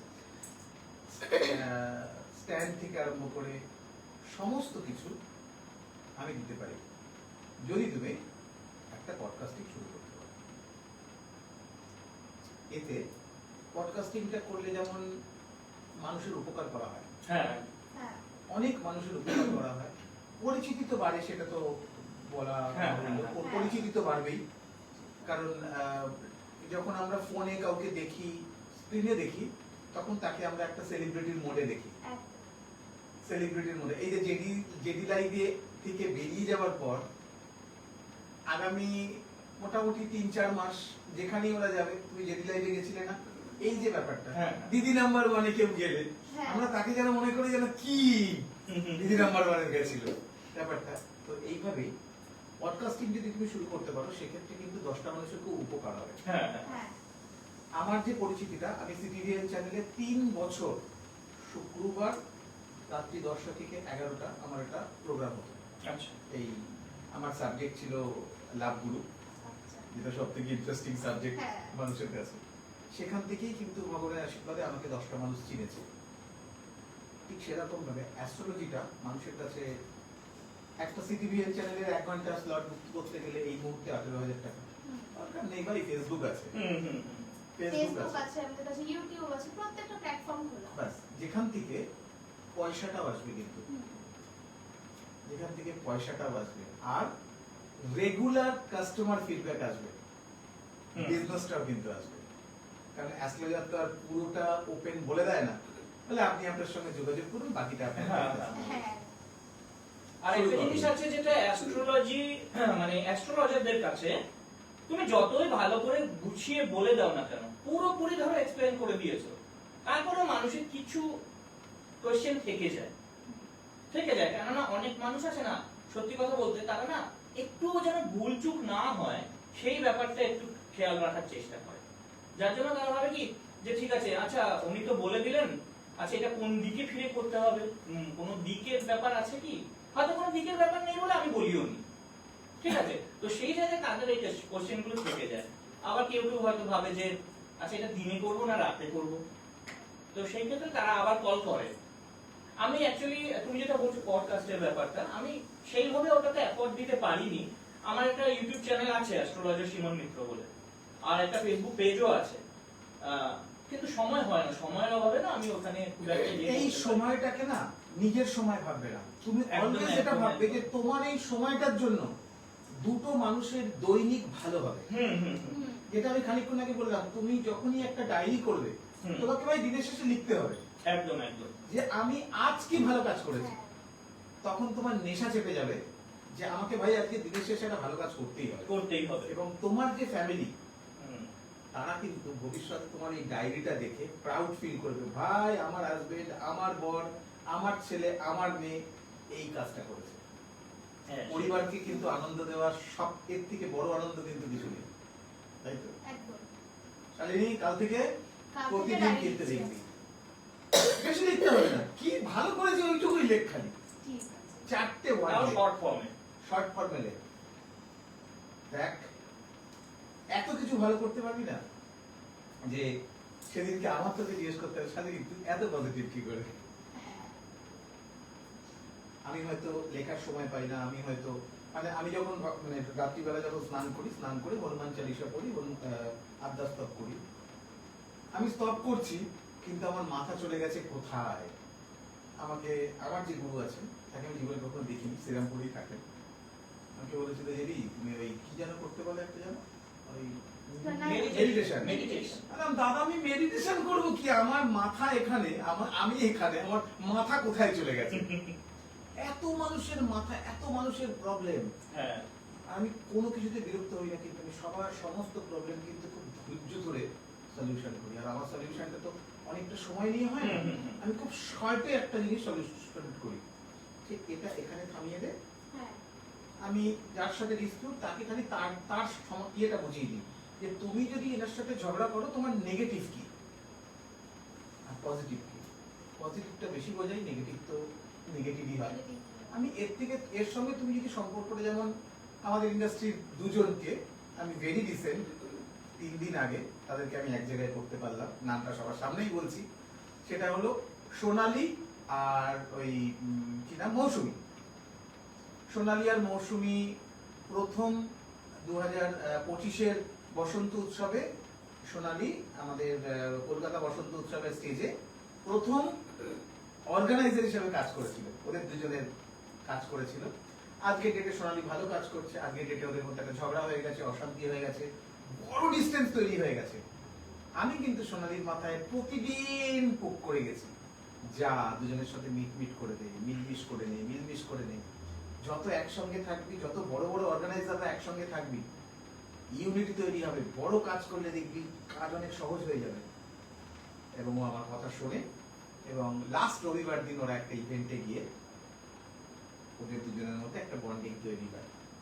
যখন আমি ছবি দেখছি যে এ ওকে অ্যাপ্রিশিয়েট করছে, বিশ্বাস কর আমার তো একটা সাইন আছে জানিস ফেসবুকে, লাভ সাইন ছোড়া, আমি কিন্তু নিচে গিয়ে লাভ সাইন ছুড়েছি। এটাই আমার কাজ, যে কারোর সঙ্গে এই তো একটা ছোট্ট জগৎ, হ্যাঁ, সেটাই। এই তো একটা ছোট্ট জগৎ, কেন আমরা সবাই সবার সাথে লড়বো? যদি আমরা এই লড়াই থামিয়ে যদি আমরা সবাই সবার সাথে একটা সম্পর্ক তৈরি করতে পারি, আমাদের ইন্ডাস্ট্রিতে কোনো নেগেটিভ কিছু হবে না। হ্যাঁ, সবার মধ্যে তো ভয় চলে আসবে, কোনো কিছু আমাদের ইন্ডাস্ট্রিতে নেগেটিভ হবে না, কোনো কিছু আমাদের ইন্ডাস্ট্রিতে খারাপ বলে কিছু থাকবে না। বাট এটাও ঘটনা, খারাপ লোকের দরকার আছে বল। একদম হ্যাঁ, খারাপ খারাপ লোকের দরকার লোকরা আছে। থাকলেই তো আমরা এক্সপেরিয়েন্সটা পাবো এবং সেখান থেকে শিখে এগোতে পারবো। আর খারাপ লোক না থাকলে, খারাপ মানুষ না থাকলে, ভালো মানুষের যে ভালো মানুষটা সেটা হয়তো আমরা বুঝতেই পারবো না। আপনি একটু এখানে চলে আসুন, শালিনীর মা আজকে আমাদের সাথে বসুন। শালিনীর মা, আমাদের আমাদের সাউন্ড সিস্টেমে প্রবলেম আছে, একটু জোরে কথা বলতে হবে, আর একটু চেপে আসুন, আর আর এক ঘর চেপে আসতে হবে। হ্যাঁ, ঠিক আছে। শালিনীর মা, শালিনী সকালে কখন ঘুম থেকে উঠে ফার্স্ট এটা বলুন, এই রিপোর্টটা তো খুব বাজে কলেজ যদি থাকে, আর একটু জোরে। কলেজ যদি থাকে তাহলে তাড়াতাড়ি ওঠে, আর যদি কলেজ না থাকে তাহলে তো দেরি। বাড়িতে কাজকর্ম করে? না, কাজকর্ম বলতে ওইটুকু শোনো। গোছানোর জিনিসগুলো গোছায়, এগুলো করে, কিন্তু এরকম করে রাখতে এসো না ওর, এসো না ওর, তাহলে জাজি মারবে। না একটু আমার মাথা ব্যথা হয়ে তোমার যায়। জন্য আমার মাথা ব্যথা হলে এবার আমার মাথা টিপে দিতে হবে, এটা করে। আচ্ছা, আপনি এই ব্যাপারটা মানেন যে একটা পরিবারে একটা মেয়ে, সে সেই পরিবারের সবকিছু, অবশ্যই। এবং নিজেকে লাকি মনে করেন যে আমার একটা মেয়ে আছে? হ্যাঁ, হ্যাঁ, আমার দুটো মেয়ে আছে, একটা দুটো। না, আপনাকে দেখে অতটাও কিন্তু মনে হচ্ছে না আপনার দুটো মেয়ে আছে। দুটো মেয়ে আছে, নাতনি আছে, আচ্ছা। 14 বছরে ক্লাস 9-এ পড়ে। আমার থেকে বেশি অ্যাক্টিভ মা। আরে আগেকার মানুষটা এরকমই আমরা, বলুন। আমার মনে কি ভালো হ্যাঁ, আমার কিন্তু মনে হয় তোর মামার থেকে বয়সে ছোট হবে। না না, কত আপনার? 53, আমার 53, আপনার কম। 57। আপনার 57? 57। Very good, very good. আমার কি দুঃখ কষ্ট তো সবার মধ্যেই আছে, এবার কি এক সময় হয়তো যদিও খারাপ লাগছে, পরক্ষণে আমি ওগুলো ভুলে আবার নতুন করে নিয়ে যাবো, না কোনো আমার দুঃখ বলতে কোনো জিনিস নেই, সবই ঠিক আছে, সব রকম তো হতেই পারে না, একদম, সত্যি। একদম, একদম। ওই একটা জিনিস নিয়ে পড়ে থাকবে, এই আমার এটা হলো, ভালো মন্দ ওটা মিশিয়েই হলো, তো। সেই জিনিসটা নেই। আর সবার সাথে আমি কথা বলতে, গল্প করতে, একটু চা খেতে বেশি ভালোবাসি, যে গরমে লোক কোল্ড ড্রিঙ্কস খায়, ঠান্ডা খায়, তো আমি ওর চাটা খুব পছন্দ করি। যাক, এরম করুন, এরম করুন। আমি এই চা খেতে খুব তো ভালোবাসি। আমার হাজব্যান্ড আমি বেলা দুটোয় আসতো, ও থাকে। চলো একটু চা চা হয়ে হ্যাঁ, গেছে। ডিনার করার পরে চা চা খাবো না। কিন্তু আমার বড় মেয়ে আমার একটা চা দুটো কফি তিনটে বলতে কোনো কিছু খায় না, ও চা জিনিসটাকেই ঘেন্না পায়। কিন্তু আচ্ছা। আমরা তিনজনে একমত, যে একটু চা হবে, হ্যাঁ হুম, বড় হুম। ভাই, এই অভ্যাসটা আমারও আছে, আমি রাত 12টার সময়ও চা খাই। আমরাও খাই, আমরাও খাই। লোকে জলই জীবন বলে, আমি চাই জীবন বলে। হ্যাঁ, ওকে অনেক সময় বলি, তুই বাচ্চা মানুষ, রবিবারটা চটচটি দিলে তুই খাস না, না, আমি কিচ্ছু হয় না। যতবার চা খাওয়াবেন আগে জল খাও। ততবার আগে এক গ্লাস জল খাওয়াবেন। আর আজকের পর থেকে পাগলের মতন জল খাওয়াবেন। আমি সবসময় বলি জলটা খাওয়ার কথা। আমি তাই বলছিলাম যে আগে যে আপনার সাথে কথাগুলো হচ্ছিল, যেগুলো বোঝাচ্ছিলেন, আমি বললাম দেখ এই কথাগুলো আমি সবসময় তো মাথার মধ্যে দিই, খাওয়ার উপর বেশি মাথা গরম করবি না, রাত চেপে রাখবি না, সবসময় কুল মাইন্ডে থাকবি, তাহলে দেখবি খুবই ভালো থাকবি। যে আমি তোমার উপর যদি সবসময় রেগেই থাকি, এই তো সত্যি কথা, এই তো জীবন, আমি যদি সবার সাথে সব কথা নিয়ে রাগ করি অশান্তি করি, তাহলে তো আমার কষ্টটা তো আমার বেশি হবে। তার থেকে দরকার নেই তো। হ্যাঁ, যেটা ভালো, প্রেশারটাও আমারই বাড়বে, হেয়ার ফলটাও আমারই হবে। আমিও কিছু জিনিস মানিয়ে নেওয়ার চেষ্টা করি। না না, তাই বলে যেটা সত্যি না, সেটা না, আমি সেটা তো বলতে পারো দিল। না না, তুই যদি সত্যি মিথ্যার চক্করে যাস তাহলেই কিন্তু ডিস্টার্ব সেটা হচ্ছিস। একটু বলছি। সত্যিও যাওয়ার দরকার নেই, মিথ্যেও যাওয়ার দরকার আমি নেই। ভালো যখনই থাকবো। দেখবি সিচুয়েশন হ্যাঁ। ডিস্টারবেন্স আসছে, তখন তোর একটা পড়া মুখস্থ হচ্ছে না, তুই কি সেই পড়াটাকে রিপিটেডলি পড়তে থাকিস, না খানিকক্ষণ বইটা বন্ধ করিস? ঠিক সেরকম যখনই দেখবি ডিস্টারবেন্স কিছু আসছে, মাইন্ড ডিস্টার্ব হচ্ছে, তখন সাময়িক সেই জায়গা থেকে বেরিয়ে যেতে হবে। যে আমি ভালো থাকবো কি করে, তাহলে সবাইকে আমি ভালো রাখতে পারবো। আমি যদি ভালো থাকি, একদম। আর আমি যদি ভালো না থাকি, তো কাউকে ভালো রাখবো কোথা থেকে? ঠিক এই কথাটাই আমি এতক্ষণ তোর উত্তরটা এখানেও ছিল, যে আমি যদি নিজে পজিটিভ না হই, আমি কি করে তোর মধ্যে আমি সেই চিন্তা ঢোকাবো? হ্যাঁ। বলুন, আমি সবসময় ওকে এগুলো বলছি, না তুমি বোঝো না, তুমি চুপ করো। আমি বুঝি না, না হয়তো তোর মতো অত বুঝি না, আমি আমার মতো করে বুঝি। তুই এগুলো না, ছেলে মেয়েদের কাছে বাবারা, ছেলে মেয়েরা, এখনকার ছেলে মেয়েরা এই একটা কমন ডায়লগ, কুল বলে, এসব কুল টুল বলে, টেক এ চিল পিল। কুল চিল চিল। আর তোমরা কিছু বোঝো না, তুমি কিছু তোরা এমনি এমনি জন্মে গেলি, তোরা হ্যাঁ, সেটাই। এমনি এমনি জন্মে গেলি, আমরা কিছুই বুঝি না। বুঝি না, ওরা সব বুঝি। যাক, আপনার সমর্থন। আর আমি সবসময় সবাইকে বলি, যখনই এই যে লাইভে আসাটা, আমি ওকেও বলেছিলাম যে সবসময় ফ্যামিলির কাউকে একটা নিয়ে আসবে, তাতে কি হয়, উল্টো দিকে যখন তারা বসে থাকে, তখন বাচ্চাদের মনের ভেতরে একটা বেশ গুড ফিল হয়। আর বাবা মারা তো এগুলো দেখার জন্যই অবশ্যই ভাবে যে আমার মেয়ে, আমার ছেলে কিছু ভালো কিছু করলে সেটা আমরা ড্যাব ড্যাব করে দিই। হ্যাঁ। আমার মেয়ে যখন মানে সিটি সেন্টার ওয়ানে, আমার মেয়ে যখন ফাইনালের এক্সাম, এই শোয়ের মানে ফার্স্ট শো, ও মডেলিং ইন্ডাস্ট্রিতে আসার পর ওর কানাডা যাওয়ার কথা ছিল, ওর কানাডা যাওয়ার টাকা নিয়েই আমি 777 দুর্গা করেছিলাম, তো ওর কানাডা যাওয়া হয়নি। তো ও খুব কেঁদেছিল, তো কাঁদতে কাঁদতেই একটা শুটে গেছিল। সেই শুট থেকে ও ছোটবেলা থেকেই মানে ঘুমন্ত মডেল, মানে ঘুমিয়ে উঠে এরকম করে তাকালে ওর ভালো ছবি ওঠে, আমি একে রেখে দিচ্ছিল। তো বাই ডিফল্ট ও ওই ভবানী কলেজটার নাম কি, যেটা ভাবু না কি বলে, এই আমাদের ভবানীপুর এডুকেশন সোসাইটি, ওই কলেজে ও ডিরেক্ট এন্ট্রি হয় এবং ওই কলেজ থেকেই ওর লাইফ চেঞ্জ হয়। তো ওখানে একটা শো হয়েছিল, যেটা টাইমস অফ ইন্ডিয়া থেকে হয়েছিল, সেখানে আমার মেয়ে উইনার হয়েছিল। তো 25 জনের মধ্যে যখন উইনার ঘোষণা করছে ওকে, সব থেকে বেশি চিৎকার আমি করেছিলাম। এবং আমার মেয়ে সবার মধ্যখান দিয়ে অন্ধকারে বলছে, মিমি চক্রবর্তী যখন জিজ্ঞেস করছে, যে লাস্ট প্রশ্ন জিজ্ঞেস করছে যে তুমি যদি আজকে উইনার হও, তাহলে তুমি এইটা কাকে ডেডিকেট করবে? তখন মানে ইয়ে হয়নি, জানাইনি। আমার মেয়ে বলছে, আমার ঠাকুমা, আমার পাপা, আমার ঠাকুমা যে বাড়িতে বসে অপেক্ষা করছে যে আমার নাতনি কি করবে, সেই মানুষটাকে ডেডিকেট করব। আর হ্যাঁ, ওই যে অন্ধকারের মধ্যে সব থেকে বেশি চিৎকারটা শুনতে পাচ্ছেন, ওটা আমার বাবা। সেকেন্ড টাইম ওনাকে ডেডিকেট করবো। ঠিক মিমি চক্রবর্তী দেখে ফেসবুকে আমার আছে ওটা। মিমি চক্রবর্তী ঠিক এর উপর তাকিয়ে বললো, আঙ্কেল আন্টি আপনার মেয়ে অনেক দূর যাবে। ওই যে সিচুয়েশনটা, ওই যে ফিলটা, আমি সবাইকেই বলি যে যার মেয়ে নেই, সে মেয়ের ব্যাপারটা না ঠিক সঠিকভাবে বুঝতে পারে না। যার কাছে মেয়ে আছে, এই যে মেয়ের কথা বলছি, মেয়ে এখন মুম্বাইতে রয়েছে, কোন খারাপ লাগছে? মেয়ের ব্যাপারটা এরকম, বলুন। অবশ্যই। একটা ভালো কিছু খেতে গেল, আর সাত তাড়াতাড়ি বিয়ে দিয়ে দেবেন না কিন্তু। না না না, না, আমি বিয়েই করছি না। আমাদের ফ্যাশন ইন্ডাস্ট্রিতে কিন্তু 28-29 এর আগে কিন্তু আমরা বিয়েটা করি না। আপাতত এখনো বিয়ে করবে না, এরকমই। এবার আমাদেরও ইচ্ছা যে ওর যেটা মন চায়, ওর যেটা ভালো লাগে ওটা ছেলেমেয়েরা সেটা। যেটা ভালো লাগে সেটা বিয়ে করবে। করবি না সেটাও বলবো না, বা বিয়ে কর সেটাও বলবো না, ওর যেটা ভালো লাগে। হ্যাঁ, একদম। বিয়ে যথেষ্ট, আরো অল্প ছোট থেকেই ম্যাচুর, মানে অতটাই নেই, যথেষ্ট বড়। আর সত্যি সত্যি কোন কিছু বয়স?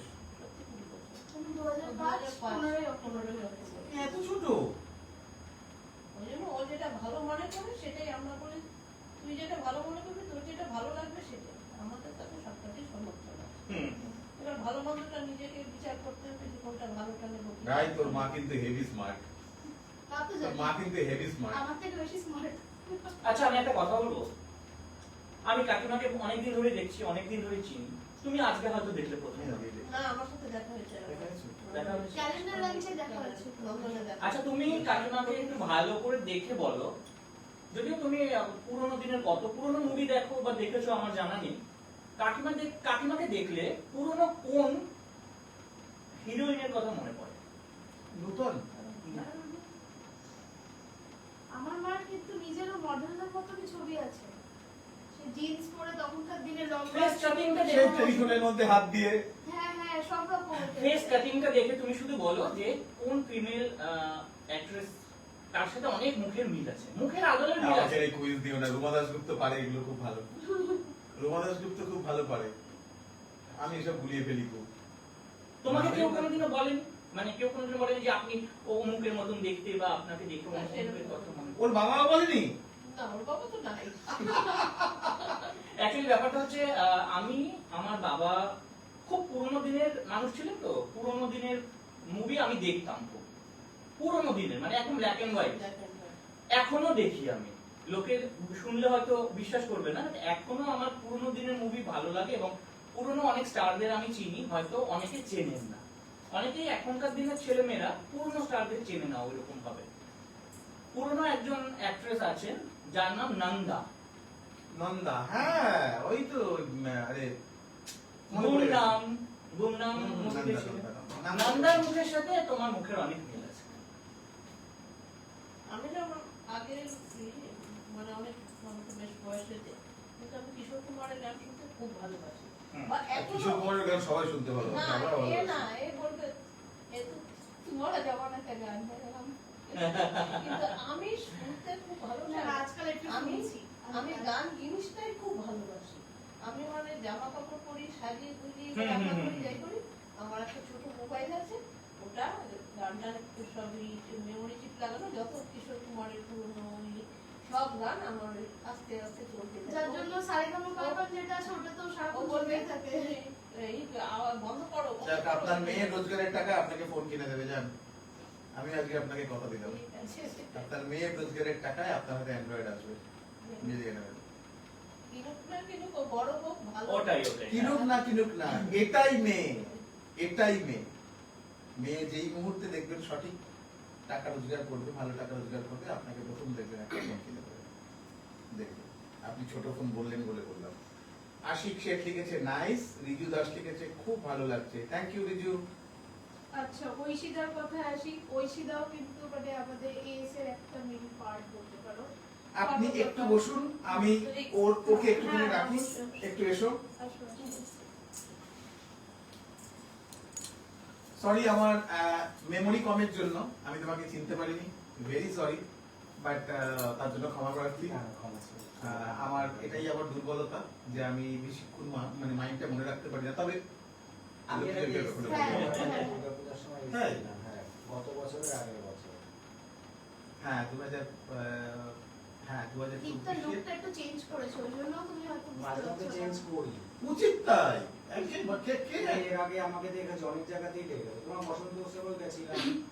তারপরে এই শুধু একটাই ওয়ার্ড আমার উচ্চারণ ভালো লাগে না, তোমার বসন্ত উৎসব বলবে না, বসন্ত উৎসব ভাই আমাদের, সবার। বসন্ত উৎসব আমাদের, বসন্ত উৎসব হ্যাঁ, শুধু আমাদের। সবার, আমাদের আমার এই একটা ব্যাপারে একটু আপত্তি আছে। যাই হোক, তোমার সঙ্গে ওদের পরিচয়টা নিয়ে বলো কিছু, আমার সাথে তো ওদের পরিচয় একটু জোরে। বন্ধুর মতন, তারপরে ঘরোয়া একটা পরিবেশ।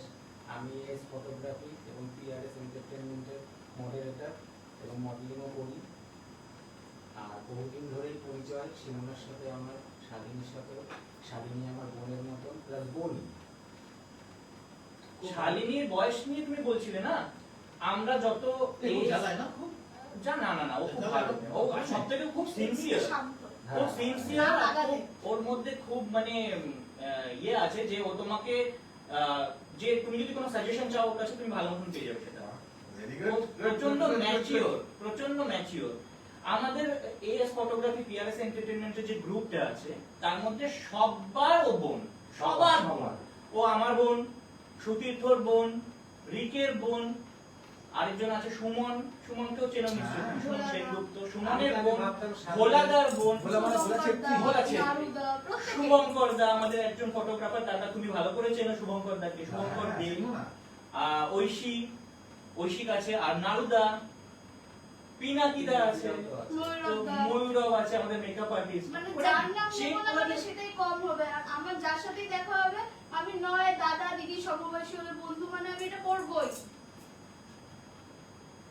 অক্টোবর মানুষের মনে প্রচন্ড জায়গা করে দিতে পারে, আমার মেয়েকে দিয়ে বুঝি।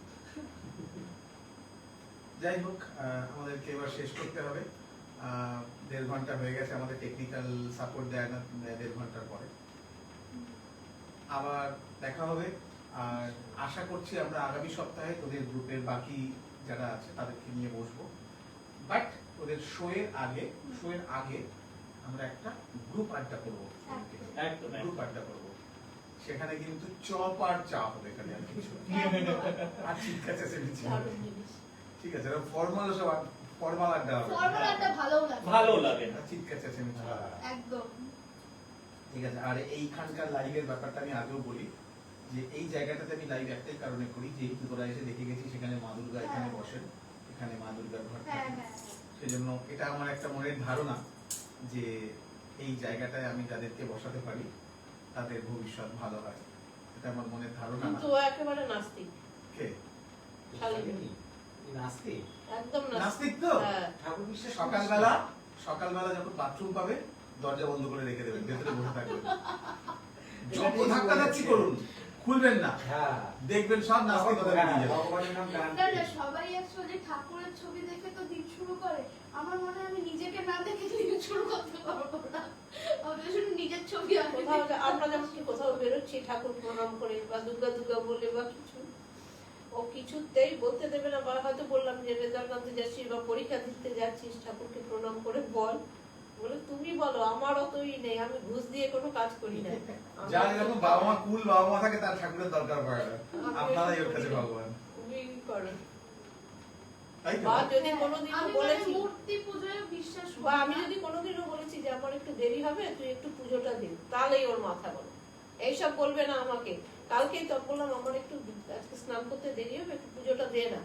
তা যাই হোক, ওই আমরা কি করি, ঠাকুরকে না প্রসাদ ওই কিশমিশ দেই, অন্য কিছু দিলে কি সেইভাবে ই হয় না তো, কখনো শুতে এলে কিসমিস নিয়ে আসবি ওর জন্য। একদম। খুব ভালোবাসে খেতে কিসমিস। প্রসাদটা ই হয়। এবার আমি বলছি কি প্রসাদটা তো মাঝখানটা দিতে হয়, থালাটা এক সাইডে চলে গেছে, মানে বক বক করতে করতে এই সাইডে বলছে যে একটা নিয়ে খাবে, আমি মাঝখানে দিতে পারবো না, ওই সাইডেই থাক। হ্যাঁ, তো এইরকম। তোমরাও যখন খেতে দাও সবসময় আমি গুছিয়ে দেওয়া পসিবল হয়। এইরকম ওপরে গেলে ড্যামেজ পেটা করবে দেখবি। হ্যাঁ, বলে ওকেই করতে পারবে। আচ্ছা, আগামী তোমার থেকেও বলছি, আগামী 2 মিনিট আমাদের ফ্যাশন ইন্ডাস্ট্রির নতুন ছেলে মেয়েদের জন্য কিছু বলো। ফ্যাশন ইন্ডাস্ট্রি নতুন ছেলেমেয়েদের জন্য বলবো যে তোমরা যারা ভাবছো যে এই প্রফেশনটা ঠিকভাবে নিতে পারছো না, তো তোমরা আসতে পারো, এখানে এসে কাজ করতে পারো, ভালোই লাগবে। তো ভবিষ্যতে তোমরা একটা ভালো জায়গায় যেতে পারো। ইন্ডাস্ট্রি সবার জন্যই খোলা আছে। হ্যাঁ, অনেকেই ভাবে যে এই প্রফেশনটা মনে হয় খুব একটা ভালো না, ভালো আছে, খারাপ দিকও আছে। তোমার সেটা নিজেকে ভালো দিকটাই বেছে নিতে হবে। নিতে হবে, সেটাই। সব জায়গাতে ভালো খারাপ তো দুটোই মিলানো একদম। সব কাজের জায়গাতেই আছে, অবশ্যই। হ্যাঁ, সব কাজের জায়গাতে। তোমরা আসতে পারো। এবং এস ফটোগ্রাফি এবং পিআরএস এন্টারটেইনমেন্ট তো সবসময় আমাদের কাজই নতুনদেরকে নিয়ে কাজ করা। বাহ, বাহ। আমরা নতুনদের নিয়ে কাজ করতে ভালোবাসি, যারা ক্যামেরার সামনে পোজ দিতে জানো না বা পোজ সম্বন্ধে খুব কম জ্ঞান আছে। আমরা নিজেরা নিজেদের ফ্যামিলির মতন ফ্যামিলি মেম্বারদের যেভাবে আমরা বুঝিয়ে দিই যে এইভাবে দাঁড়াও ওইভাবে দাঁড়াও, আমরা প্রত্যেকটা রকম ভাবে আমরা সাপোর্ট করি। আমাদের আপকামিং প্রজেক্ট আসতে চলেছে বইতাম ম্যাগাজিনের রিলিজ, ওটাতে দাদাকে তো পাশে পাবোই জানি। এছাড়াও ফ্যাশন ইন্ডাস্ট্রি প্রত্যেকেই থাকে সেটাতে। Kolkata fashion industry one of the best project, এটা আমি বলতেই পারি, এটা নিজের মুখে বললেও বাট এটা সত্যি কথাই। বইতাম ম্যাগাজিন তো মানে ফেমাস কলকাতার ম্যাগাজিন, মানে কলকাতা ফ্যাশন ইন্ডাস্ট্রি সম্পূর্ণ ফ্যাশন ইন্ডাস্ট্রি ওয়েট করে থাকে। ওয়েট করে থাকে যেটার এটার জন্য। জন্য। তো এটা জোরদার আর আমাদের পরপর ব্যাক টু ব্যাক প্রজেক্ট আসতেই থাকে। যেমন বৈতান হয়ে যায়, বৈতানের পরে সাহিত্য সঙ্গম আসে, তারপর তো ক্যালেন্ডার শুট তো বছরে দুবার করে আছেই, বাংলা এবং ইংরেজি। তার সাথে আমাদের থাকে পুজোর ব্যানার শুট থাকে।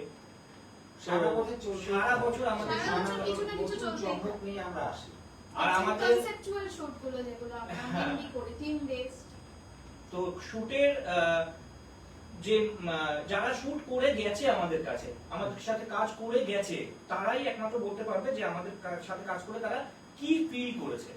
তো যারা নতুন আছে তারা তো অবশ্যই জানবে না, অবশ্যই খোঁজ খবর নিয়ে তারা আসো, এসে কাজ করলে তারাও আমি জানি ব্যাক টু ব্যাক কাজ করবে আমাদের সাথে। আর তার ঠকবে না, ঠকবে না।